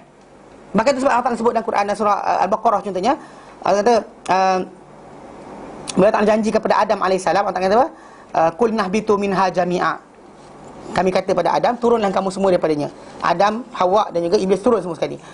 Fa imma ya'tiyannakum minni huda. Jika datang kepada kamu dariku sebarang petunjuk. Faman tabi'a hudai. Siapa-siapa yang mengikuti petunjukku, fala khaufun alaihim. Maka tiada ketakutan untuk mereka. Mana mereka tak pernah takut. Mana dunia ni mereka tak pernah bimbang. Tak pernah bimbang ini, bimbang itu, tak, dia tahu. Mana kalau dia rezeki dia sikitlah alhamdulillah. Mana kalau banyak pun alhamdulillah, dia tak pernah bimbang. Tak pernah rasa gundah gulana. Tu bezanya, dia tenang. Dia nak maafkan orang pun tak ada masalah. Kan kita belajar kan berkenaan dengan tajuk apa? Tajuk takwa. Yang kita tahu orang-orang bertakwa ni, ada sifat dia antara yang paling besar tak letakkan adalah mereka berikan kemaafan kepada orang lain. Allah Ta'ala sebut dalam surah Al-Imran ayat 133. Allah Ta'ala kata apa? Wasari'u ila maghfiratin min rabbikum. Bersegeralah kamu kepada keampunan Tuhanmu. Wa jannatin, dan juga kepada syurga. Arduhas samawati wal ard, dan bersegeralah kamu kepada syurga yang luasnya langit dan bumi. Uiddat lil muttaqin, yang disediakan untuk orang bertakwa. Siapakah orang bertakwa tu? First level. Alladzina yunfikuna fis sarra'i wad dharra. Orang yang boleh menginfakkan harta dia ketika senang atau susah. Ketika senang dia boleh keluar, susah pun dia keluar, tak ada hal. Dia tak ada macam sikitlah rezeki aku bulan ni. Dia kata tak ada. Dia tak ada masalah. Saya tahu apa? Dia tahu benda tu akan datang, tak ada masalah. The first thing first. Pasal dia hanya pemegang amanah. Dia faham apa harta dia miliki adalah milik Allah Ta'ala sebenarnya. Dia hanya tukang jaga sementara saja. Mungkin kadang-kadang dia pergi dulu. Mungkin kadang harta tu pergi dulu, tak tahu mana satu. Tapi yang pentingnya dia hanya pemegang amanah. Dia tahu. Jadi maka dengan sebab tu dia tak kisah pergi. Dan dia percaya dengan janji Nabi SAW. Nabi kata, mana qasa malum min sadaqah. Takkan kurang harta dengan sebab sedekah. Ni jadi kes, ada orang tanya saya soalan. Dia kata, orang tu mati, kemudian tinggalkan anak 2 orang dengan seorang isteri. Kemudian soalan dia tanya, insurans dan duit dia yang banyak-banyak yang ditinggalkan oleh suami dia tu akan dipakai oleh dia dan 2 orang anak dia. Okay. Soalan dia adalah, adakah harta yang dimiliki oleh anak-anak dia kena zakat? Harta dia ialah confirm, dia dah dewasa. Harta anak dia kena zakat ke tidak? Saya kata kenalah. So, dalam Islam untuk bayar zakat tak disyaratkan orang tu kena balik. Tak payah. Maka orang gila pun kalau harta dia, orang tu gila, tapi dia Muslim, dia gila. Tapi harta tu dia pegang. Mana dia jaga oleh penjaga dia. Maka zakat kena keluarkan. Mana zakat ni adalah benda yang wajib dikeluarkan walaupun daripada harta anak yatim. Anak yatim yang kaya kan, maka harta tu kena keluar. Tak boleh tidak. Lepas tu keluar soalan dia. Soalan kedua, tapi kalau asyik bayar zakat nanti habis harta macam mana? Saya macam, ya benar, saya kata. Apa ni saya kata? Akak ada statistik orang bagi zakat lepas tu jadi miskin. Pernah ada? Pernah dengar? Orang miskin sebab bayar zakat. Angkat tangan. Ada? Orang miskin sebab sedekah. Membazir je. Miskin sebab membazir, betul, ada. Bersepah. Miskin sebab infak harta, ada? Tak ada. Mana ada benda macam tu? Bahkan infak wajib, yang sunat Allah Ta'ala tak tuntut pun. Ni yang wajib. Sikit sangat, tapi kita boleh persoalkan macam tu. Saya pandang, saya kata, sejak bila akak dengar orang miskin, orang bagi zakat? Tapi budak tu kecil lagi. Yelah, kecil lagi pun takkanlah tak boleh bayar zakat. Keluarkan je lah. Apa masalah dia? Tapi nanti kalau asyik keluar, nanti hilang. Ada masalah. Dia kata, pasal orang tak faham tajuk tadi. Mana qasa malum min sadaqah. Tak pernah kurang harta dengan sebab sedekah. Bagi keluar, besok datang balik baru. Ini banyak orang tak faham. Okay, jadi first thing first, orang bertakwa ni sifat dia apa? Yunfikuna fis sarra'i wad dharra. Infakkan harta senang atau susah. Dia tahu dia hanya pemegang wakil milik Allah Taala, diserahkan. Datang waktu Allah akan tanya kenapa tak bagi, dia tak nak jawab benda tu. Okey. Kedua, wal kazimin al ghaiz. Bila orang ni mula keluar duit, kan duit dia banyak, dia start jadi sikit atas daripada orang lain. Mula suka marah-marah. Biasa kan bos suka marah-marah, kan? Kan. Dia kalau tak bos tak suka marah. Kalau bos marah kan, kalau ikut bos kan, bos tu dia pekerja tu daripada bos. Bos nak marah dia marah je. Sebab apa? Di atas miliki banyak sedekah ada anak yatim tanggung. Tiba datang orang tak ada. Dia masalah. Maka kalau tak dia dapat penghormatan pun jadi masalah. Nama tak kredit. Tak ada kredit bagi dalam nama dia. Dia infak harta tak dapat nama. Masalah. Kan? Sedangkan kalau kerja madhatillah, lantaklah nama kita ada pun Allah Taala tahu. Yang penting tapi dah masalah. Jadi kaziminul ghaiz. Pasal orang biasa dia cepat marah sikit. Kan bila manusia ni ada berkelebihan, dia kan cepat marah lah. Macam orang baran kan. Dia orang baran ni dia kena kuat. Kalau lembek tak boleh baran. Lempang dia orang tadi. Tahu? Mana orang yang garang mesti itu. Kalau orang yang nak tu mesti ada lebih. So normally bila orang ada kelebihan, macamlah saya ingat ada orang kata apa. Kalau orang perempuan cantik pun dia suka marah cepat. Sebab dia rasa dia cantik. Tu masalah dia. Jadi kat sini. Mana tahan kemarahan. Bila sebut tahan kemarahan, ada orang kata dengan saya, dia kata ustaz, okeylah kita kata tahan kemarahan tu mesti. Tapi masalahnya ahli psikologi kata tahan kemarahan simpanan lama nanti dia penyakit dalam badan. Saya kata Islam bagi solution. Apa solution dia? Wal afina 'anil nas. Level ketiga, memaafkan orang ramai. Seriously kan, let go. Nak let go macam mana? Let go je. Pasal apa? Pasal kita nak marah pun sebenarnya kita duduk sebagai satu kedudukan mulia kita ni. Allah Ta'ala yang letak kita sebagai orang mulia. Kita ada kelebihan. Allah Ta'ala beri kelebihan pada kita. Kan kita ada kepandaian. Kepandaian Allah Ta'ala yang benarkan kita dapat kepandaian. Maksud dia kalau kita nak bangga atau tak nak maafkan orang atas alasan kan, tak ada sebab. Sebab semua kita ada ni milik Allah. So kenapa kita nak degil tak nak maafkan? Kita besar, Allah Ta'ala boleh maafkan manusia yang berdosa, bunuh 99 orang, 100 orang dibunuh. Allah Ta'ala boleh maafkan seorang wanita yang kehidupan dia sibuk dengan bergelumang maksiat, tapi bagi minum anjing diampunkan. Datang kita lagi tinggi dari Allah Ta'ala. Takkan kot. Kan? Tapi lah biasalah orang tak suka, tak cakap tak boleh pakai. Tapi benda ni gaduh dengan adik-beradik, tak tegur siapa, dah 25 tahun dah. 10 tahun, 20 tahun. Kan kawan kita pulau lama pasal apa? Marah. Kan? Saya cakap macam ni, dia kata macam tu, dia cuih mulut kat saya. Kan? Terus tu tak kawan. Maafkanlah, let go. Belajar let go. Pasal benda tu hanya boleh let go bila orang tu percaya akhirat. Macam ni kita lepaskan. Payah. Tapi tu apa tahu? Janji Allah Ta'ala untuk akhirat tadi. Pasal kita kata, kalau kita kata manusia ni, kita beri nak berkira dengan mereka. Macam Nabi kata pada Asma, wahai Asma, amfiki wala tuhsi. Infakkanlah harta, jangan kau berkira. Fayuhsillahu alaik, maka Allah akan berkira pada kau. Maksudnya macam mana muamalah kita dengan orang lain, itu muamalah kita Allah Ta'ala kita nanti. Mana kalau kita belas, kita let go, Allah Ta'ala akan let go pada kita. Mana macam iqalah. Pernah dengar iqalah? Pakai iqalai. Iqalah ni satu keadaan, satu keadaan mana? Contoh macam kawan kita beli barang dengan saya. Beli barang saya. Kemudian lepas dia beli barang, dia kata macam tak best lah benda ni. Pulang balik. Lepas tu memang ikut hak, saya tak perlu pulangkan.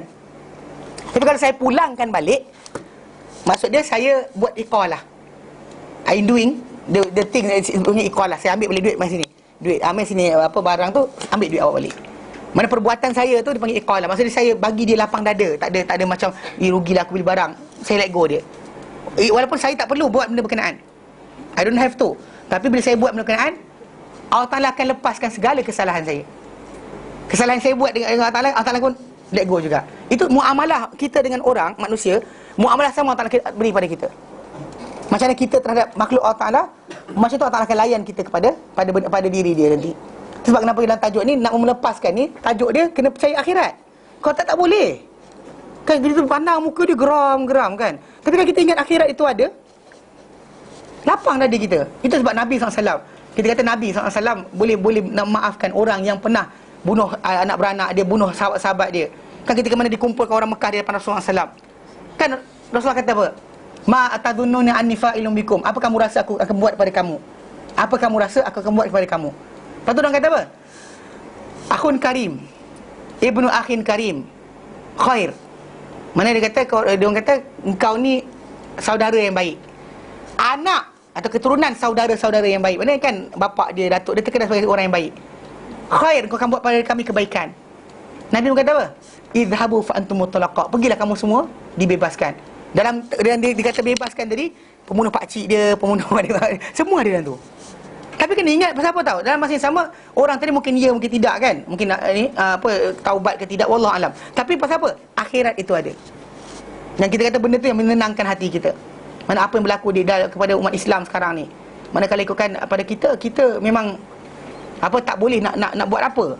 Pasal memang tanggungjawab benda berkenaan ada. Bahkan dalam Al-Quran Karim Allah sebut dalam Quran. Allah kata dalam surah Al-Hujurat, Allah kata wa in ta'ifatani, jika dua kumpulan minal mu'minin, di kalangan orang beriman, iqtatalu, berbunuh-bunuhan, faslihu bainahuma, perdamaikanlah di antara mereka berdua. Fa in baghat ihdahuma 'alal ukhra, jika melampau salah satu pihak ke atas satu lagi, faqatilul lati tabghi, perangilah yang melampau.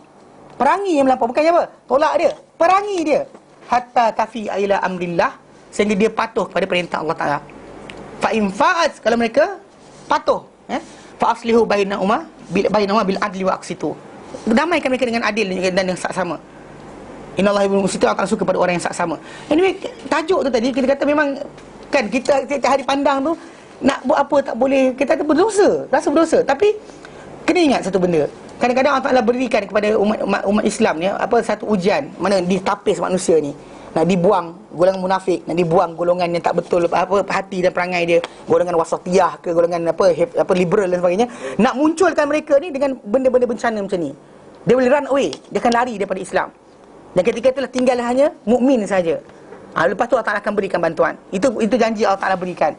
Bahkan kita kata dalam sejarah umat Islam, bukan zaman kita, zaman Rasulullah SAW sendiri pun, Rasulullah hidup, para sahabat mati dibunuh. Kan Ammar bin Yasir, keluarga dia, bapak dia, mak dia mati. Bukan kita kata Nabi tak ada, Nabi ada. Nabi hidup, bukan Nabi tak ada lagi ketika tu. Nabi ada, masih ada. Tapi ada para sahabat yang dibunuh macam tu, yang diseksa dan sebagainya. So kalau apa yang berlaku sekarang ni, kita kata macam tu juga. Atas dasar batasan yang diberikan oleh Islam, kita tak boleh nak buat gerila. Kan, pergi serang, bawa pisau pendek, tingkat-tingkat perut orang, tak boleh. Benda tu mesti dibuat oleh kerajaan, bukan oleh orang perseorangan. Mana kalau kata OIC kena bergerak. Lepas tu untuk melaksanakan Al-Quran tadi, bukan dibuat oleh orang perseorangan. Faham tak? Tadi dibuat oleh perseorangan. Mana benda tu salah. Kalau buat perseorangan tadi jadi macam kes ni lah. Kes masa orang berzina, kita tangkap sebat suka hati. Mana boleh dalam Quran, betul dalam Quran Karim kata fajlidu, sebat orang yang berzina tadi. Tapi yang mesti menyebat adalah kerajaan, bukan kita, bukan orang perseorangan. Macam dengan masalah ini, bukan kita secara perseorangan urge, mana kita desak dan sebagainya. Tetapi kalau kerajaan tak buat, kita tak boleh nak pergi suka hati bawa pisau, bawa parang, kan bawa keris terbang dan sebagainya, mengarut. Yang tak ada kerja dalam Islam macam tu. Yang kita kata dan Allah Ta'ala tak pernah sia-siakan. Kalau dia kata benda tu pernah berlaku dahulu, Allah akan bersihkan balik tempat keadaan tadi yang kita bimbang. Tapi kena percaya pada janji Allah Ta'ala. Yang kita lupa berdoa, bangun seperti akhir malam untuk doakan saudara kita. Ni kalau dia kata kita sakit, kita doa. Kalau orang sana ni kita buat tak tahu je, tak boleh. Kan kalau puasa sunat dan sebagainya, doakan untuk mereka diselamatkan. Mana mustadafin ni, orang-orang yang lemah, yang dibunuh di sana. Allah Ta'ala persoal kepada kita, kenapa kita perangi golongan yang musuhi mereka atau menindas mereka.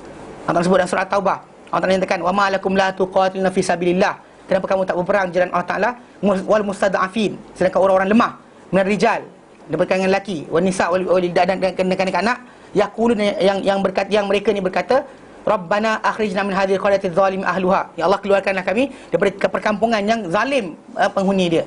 Wa ja'alna min ladunka waliyan, jadikan untuk kami dari sisi Engkau pelindung. Wa ja'alna min ladunka nasira, jadikan untuk kami dari sisi Engkau seorang pembantu. Jadi secara tak langsung kita kata benda tadi memang tak boleh, memang rungsing sebenarnya. Rungsing dengan itu, rungsing dengan masalah dekat dalam masyarakat kita, orang tembak dan sebagainya. Rungsing tu ada, tapi dalam masa sama kita jangan lupa pergantungan Allah Ta'ala tadi. Pasal Allah Ta'ala beri kepada kita akhirat sebagai pengakhir, penamat segala-galanya. Kan? Pasal kita sebenarnya memaafkan yang dimasukkan dalam ayat Quran tadi, bukan memaafkan time kita kata kita tak mampu nak buat apa. Time tengah boleh buat, kita boleh ambil tindakan, tapi kita ambil tindakan. Kita bersabar dengan sebab itu. Itu yang dimaksudkan dengan sabar yang dikendaki, ataupun maaf yang dituntut. Bukannya maaf dalam keadaan apa, tak boleh buat apa dah. Tak boleh buat apa dah tu bukan. Itu panggil hopeless. Kan tak boleh buat apa. Tapi ini boleh buat apa-apa, tapi tak nak buat. Kerana apa? Kerana tahu akhirat itu ada benda lain yang Allah Ta'ala nak kendaki di situ. Faham Jadi kata ditambah lagi,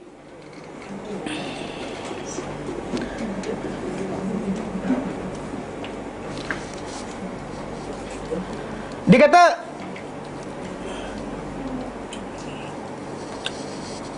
fala tahsabanna Allah mukhlifa wa'dihi rusulah innallaha azizun dzuntiqam. Sungguh Allah Taala Maha perkasa yang memiliki apa?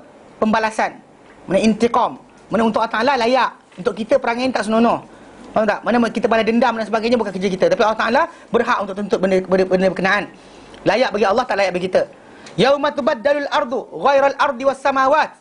Pada hari digantikan bumi selain bumi. Mana bumi ni bukan bumi ni lagi. Was samawat, dan langit pun macam tu juga digantikan. Wa barazu, dan mereka semuanya menjema atau apa zahir lillahil wahil qahar, kepada Allah Taala yang esa, yang satu, qahar lagi perkasa. Surah Ibrahim ayat 47 48. Wa huwa, dan hari yang dimaksudkan itulah yaumul fasl, hari pemisahan, pemutusan. Kama qala, sebagaimana Allah firman dalam Quran, liyaumil fasl, untuk hari pemutusan. Thumma qala ta'ala, kemudian Ta'ala berfirman lagi, mu'azzaman li sya'nihi, okey, bagi membesarkan urusan hari pembalasan itu. Wa ma adraka ma yaumul fasl, dan apakah yang boleh memberitahu kepada kamu tentang hari pemisahan ini. Wailun yauma idzil lil mukadzibin, kecelakaanlah pada hari berkenaan bagi orang-orang yang tidak percaya. Ai wailul lahum min azabillah ghadan, mana kecelakaan untuk mereka daripada azab Allah pada hari keesokannya. Mana pada lepas hari berlaku, esoknya mereka akan masuk ke dalam azab Allah Subhanahu wa taala. Jelas? Baik, kita berhenti kat sini. Tak ada soalan? Ada soalan? Ya. Dan nak tanya. Okey. Macam seorang ni dia ada kereta, dia ada rumah, tapi dia punya pekerjaan sekarang ni bermasalah. And then dia reda dengan apa yang jadi. Tapi masalahnya satu je perkara yang dia terbeban dengan hutang. Macam mana dia nak buat tu? Macam nak buat? Dia actually bukanlah, dia dalam masa ni orang tu berhutang dalam Islam tak ada, selagi tak dituntut oleh pihak yang ketiga tu, pihak yang berhutang, yang beri hutang tadi tu kepada dia untuk bayar waktu tu juga, selagi tak perlu lelong rumah dia. Pasal kalau dia dua rumah tu nanti kan nak duduk kat mana? Kan? Kenderaan untuk dia mencari rezeki, untuk dapatkan kerja dan sebagainya, bayar hutang tadi, itu pun tak boleh dia let go macam tu. Memang para sahabat Nabi pemiskin ramai, tapi ada yang ada rumah tetap ada, kenderaan ada juga. Bukan berpeleseran duduk tepi jalan, bawa pokok. Mana ada? Kan miskin, tapi benda tu asas tetap ada. Jadi apa benda dia perlu buat, kan? Masalah yang perlu buat tu maksud dia apa? Dia sekarang ni memang tengah ada solution. Dia usaha juga, usahakan dia punya perniagaan, cek kerja apa semua. Tapi untuk bagi pujuk diri dia sendiri. Macam ni. Dia actually memang manusia semua ada masalah. Kena ajar belajar. Ada orang masalah duit. Ada orang masalah duit, tak ada masalah. Masalah anak.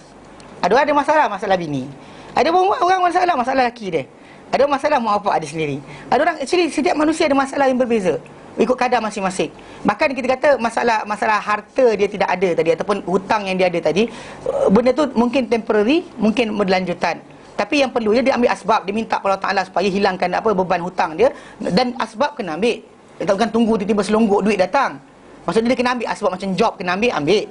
Kan kerja buat ambil. Tapi bilakah benda tu akan selesai, Allah Taala akan berikan penyelesaian bagi dia. Dan kesusahan, kepayahan dia tadi, letih penat dia tadi, Allah Taala tak pernah persiakan. Itu salah faham bila ada orang tu kata letih penat tak dapat hasil. Tak. Kalau keluar tak dapat hasil sekalipun, dia telah tertulis Allah Taala pahala dia keluar untuk berusaha tadi. Maksudnya itu ibadat. You have nothing to lose. Pergi sungai, terjun cari ikan tak dapat. Pergi terjun tadi tu dah dapat pahala dah. Maksudnya tak ada benda sia-sia Allah Taala. Cuma bila orang tak fikir macam tu, dia akan rasa dah lah tak ada barang apa, tak ada pahala pula. Itu masalah. Pasal dia kan tahu pahala tetap berjalan. Dia bukan masalah kejayaan dia. Kejayaan dia menyelesaikan masalah tadi, itu bukan pengakhiran. Bahkan mungkin selepas selesai masalah, dapat selesai hutang dia, ada masalah lain pula. Ada orang saya jumpa, dia kata dia masalah, mula masalah duit. Bila ada duit, selesai masalah duit, sibuk masalah benda sekian. Selesai masalah sekian, sibuk masalah sekian. Tak pernah berhenti. Mana ketika kecil, sibuk nak basikal. Dapat basikal, Nak motor, lepas motor nak kereta. Lepas kereta nak bini. Lepas tu nak rumah, lepas tu nak sekian. Ada pernah berhenti? Tak pernah. Lepas tu kalau macam dia mati sebelum sempat selesai hutang tu, Allah Ta'ala tahu niat dia. That's the first thing first. You have to know, Allah Ta'ala tahu niat kita. Adakah memang kita memang sungguh nak bayar, ataupun kita ni adalah orang yang mutil. Okay, kita sengaja tak nak bayar. Itu Allah Ta'ala tahu juga. Macam orang perempuan kan, apa tak ganti puasa habis, sengaja tak ganti lewat-lewat ke, atau memang sibuk, pun Allah Ta'ala tahu. Bukannya masalah macam saya sebenarnya sibuk ni, Allah Ta'ala tahu. Pasal itu beza dia. Pasal kita kata masa kehidupan manusia ni, sahabat Nabi yang baju selai saja pun bersepah. Bukannya kita seorang-orang ramai yang macam tu. Dia orang jadikan seorang tu gubernur. Dia tak ada makan baju selai tu je kan. Ada hari tak bangun keluar, orang kata apa, saya tak keluar rumah. Lepas tu hari lain-lain keluar lewat. Rupanya apa, keluar lewat, bila orang panggil dia, orang mengadu, dia kata aku keluar lewat sebab bantu dulu bini aku kemas rumah, sekian-sekian, masak makanan dan sebagainya. Lepas tu ada satu hari tak keluar rumah sebab apa, sidai baju tu dibasuh. Miskin tapi tak pernah. Dia pasal kebahagiaan manusia ni bukan semestinya dengan kaya. Pasal bila kita ni masalah tengok filem banyak sangat ni. Tahu tengok filem. Filem ni dia actually dia bentuk dan diri seorang tu benda tak sepatut jadi. Bahkan kadang-kadang setengah para ulama di tanah Arab dia kata benda ni bahaya sebab bahkan keluarga boleh retak dengan sebab filem je. Macam orang kata Facebook lah kan. Okey, filem boleh. Okey, macam ni dia contoh. Dia contoh tau. Dalam sana tu dia cerita dia kata sini. Tabi'i orang Arab. Contoh lelaki kan. Dia tunjukkan kasih sayang pada bini dia bukan dengan bagi bunga. Dia balik-balik bawa kambing, ambil kau. Kan dia tunjukkan, ini aku sayang kau, inilah aku bagi makan, ambil makan. Dia tunjukkan kasih sayang daripada isteri dia dengan cara macam tu. Bukan dengan kirim bunga, panjat pokok, goyang-goyang gayut macam perut. Bukan macam tu cara mereka. Jadi bila orang tu tengok cerita Itali lah, Mamma Mia kan, kan banyak pokok bersyair kan, ataupun tengok cerita Korea, hero menangis dengan air mata. Dia kadang-kadang ada orang dia nakkan macam tu suami dia, ataupun masalah lah. Atau suami tengok filem, kemudian tengok bini orang tu macam tu dalam filem, tengok bini dekat luar tak serupa macam dalam filem. Tahu tak apa jadi? Mana demanding dia akan demanding benda yang tak sepatut ada. Dalam culture masyarakat dia tak ada benda tu pun. Macam yang orang Arab Badui tadi, benda tak ada pun. Dia memang bini dia pun macam suami dia bawa balik makanan. Oh, suami aku sayang aku. Bukan bunga tak boleh makan. Betul tak? Bunga kan?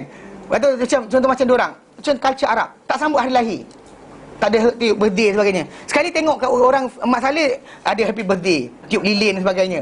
So bini dia pun tunggu, mana suami aku, Valentine tak, Valentine lah, birthday. Masalah, faham tak? So in the end lah sekali kan, kena suami dia pula ustaz. Lagi masalah. The culture is actually tak sama.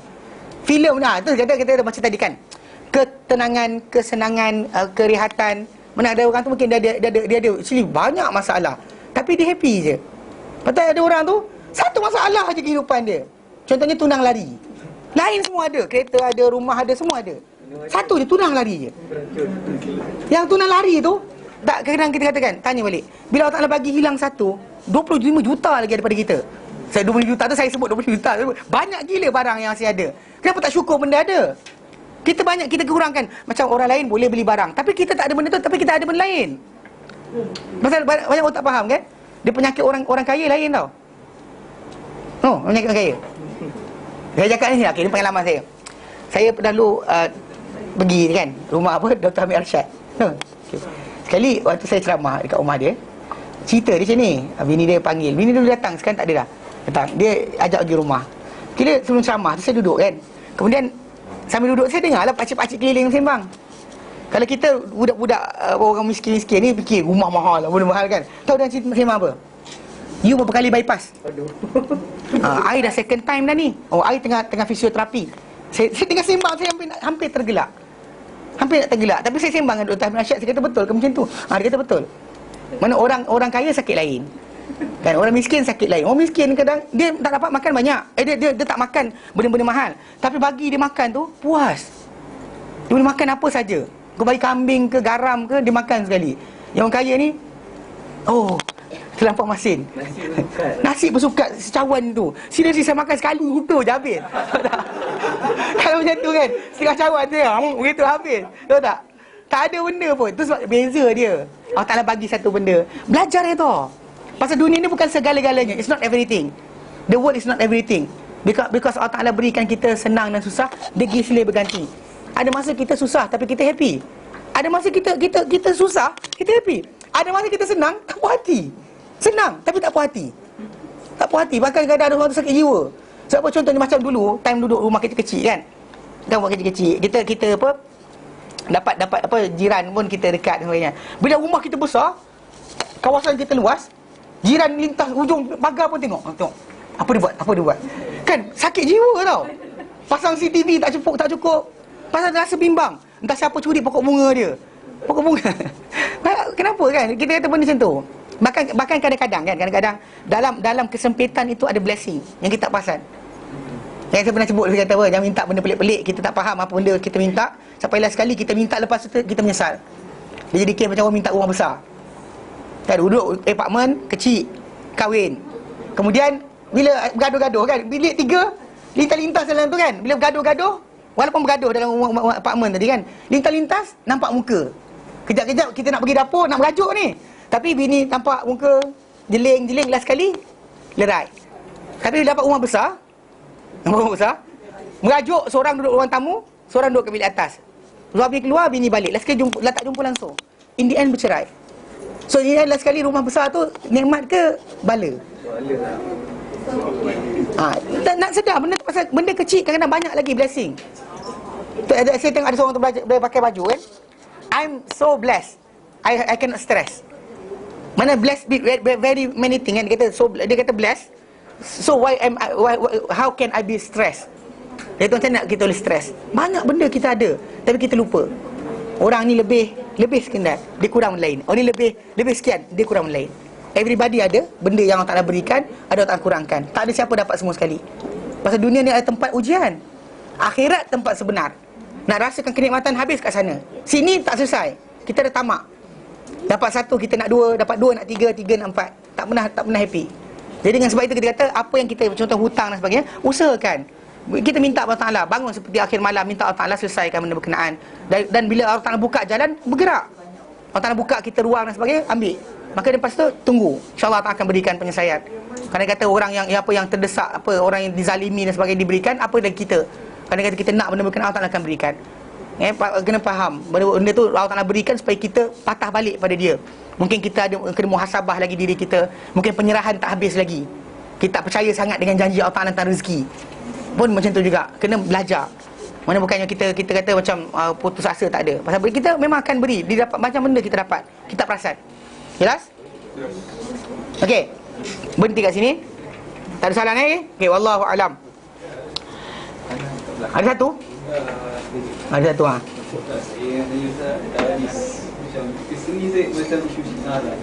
Ya.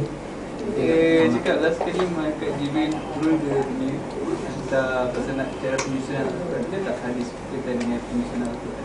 Dalam hadis Sunan Tirmizi yang hari tu kita pernah bincangkan, kita ada sebut benda ni. Apa hadis yang mana apa? Sab'un Tuwal. Dia hadis ni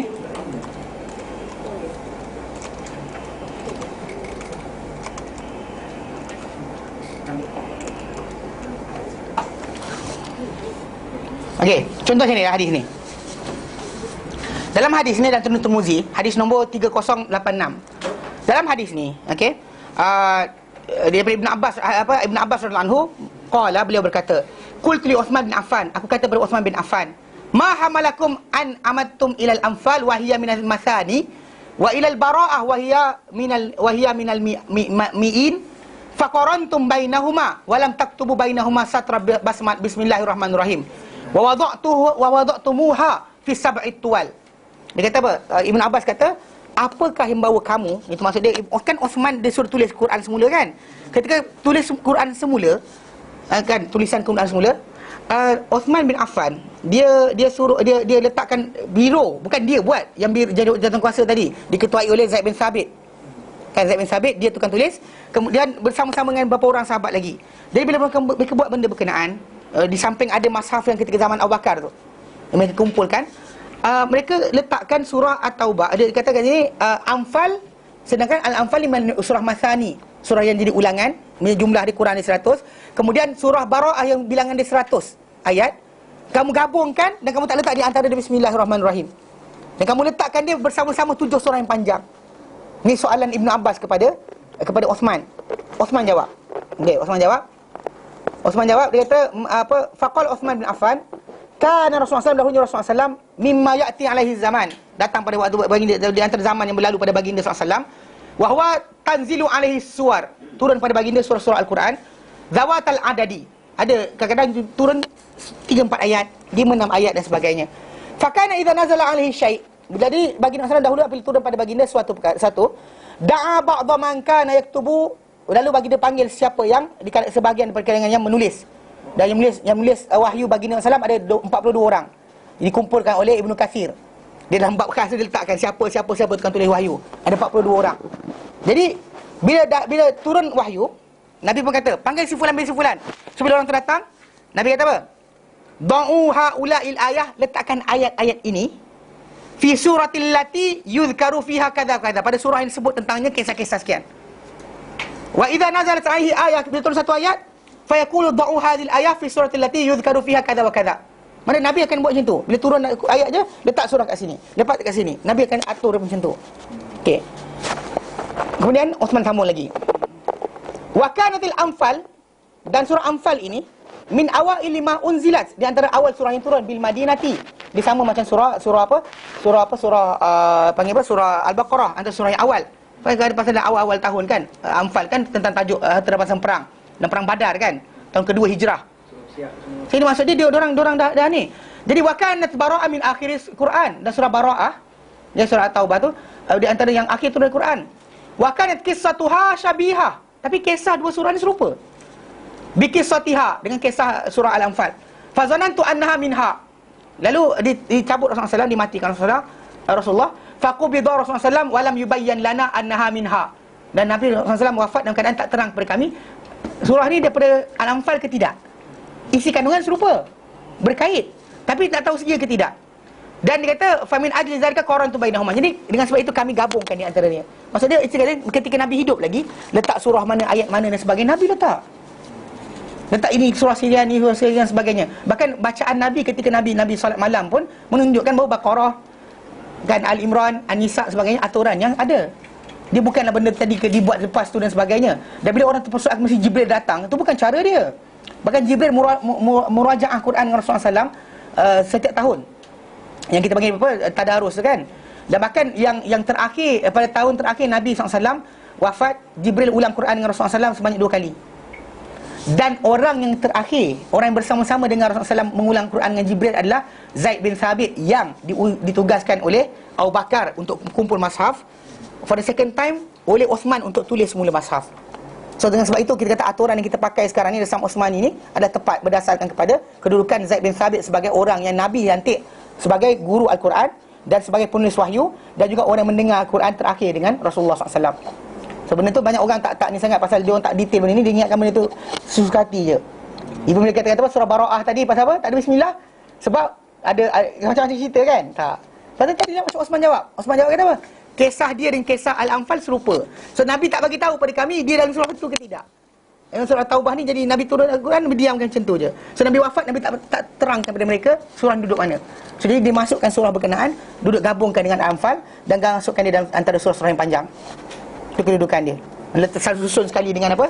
Kan Al-Baqarah, Al-Imran, An-Nisa, Al-Maidah, Al-Anfal, Al-A'raf. Kan? Al-Anfal digabungkan sekali untuk jadikan 7 yang panjang. Jelas Okey. Surah jadi hadis nombor 3086 Tirmizi. Okey. Jelas? Okey, baik. Wallahu a'lam wa sallallahu ala sayyidina Muhammad wa ala sallam alhamdulillahi alamin. Subhanallah, asyhadu an la ilaha illa anta astaghfiruka wa atubu ilaik. Assalamualaikum warahmatullahi taala wabarakatuh.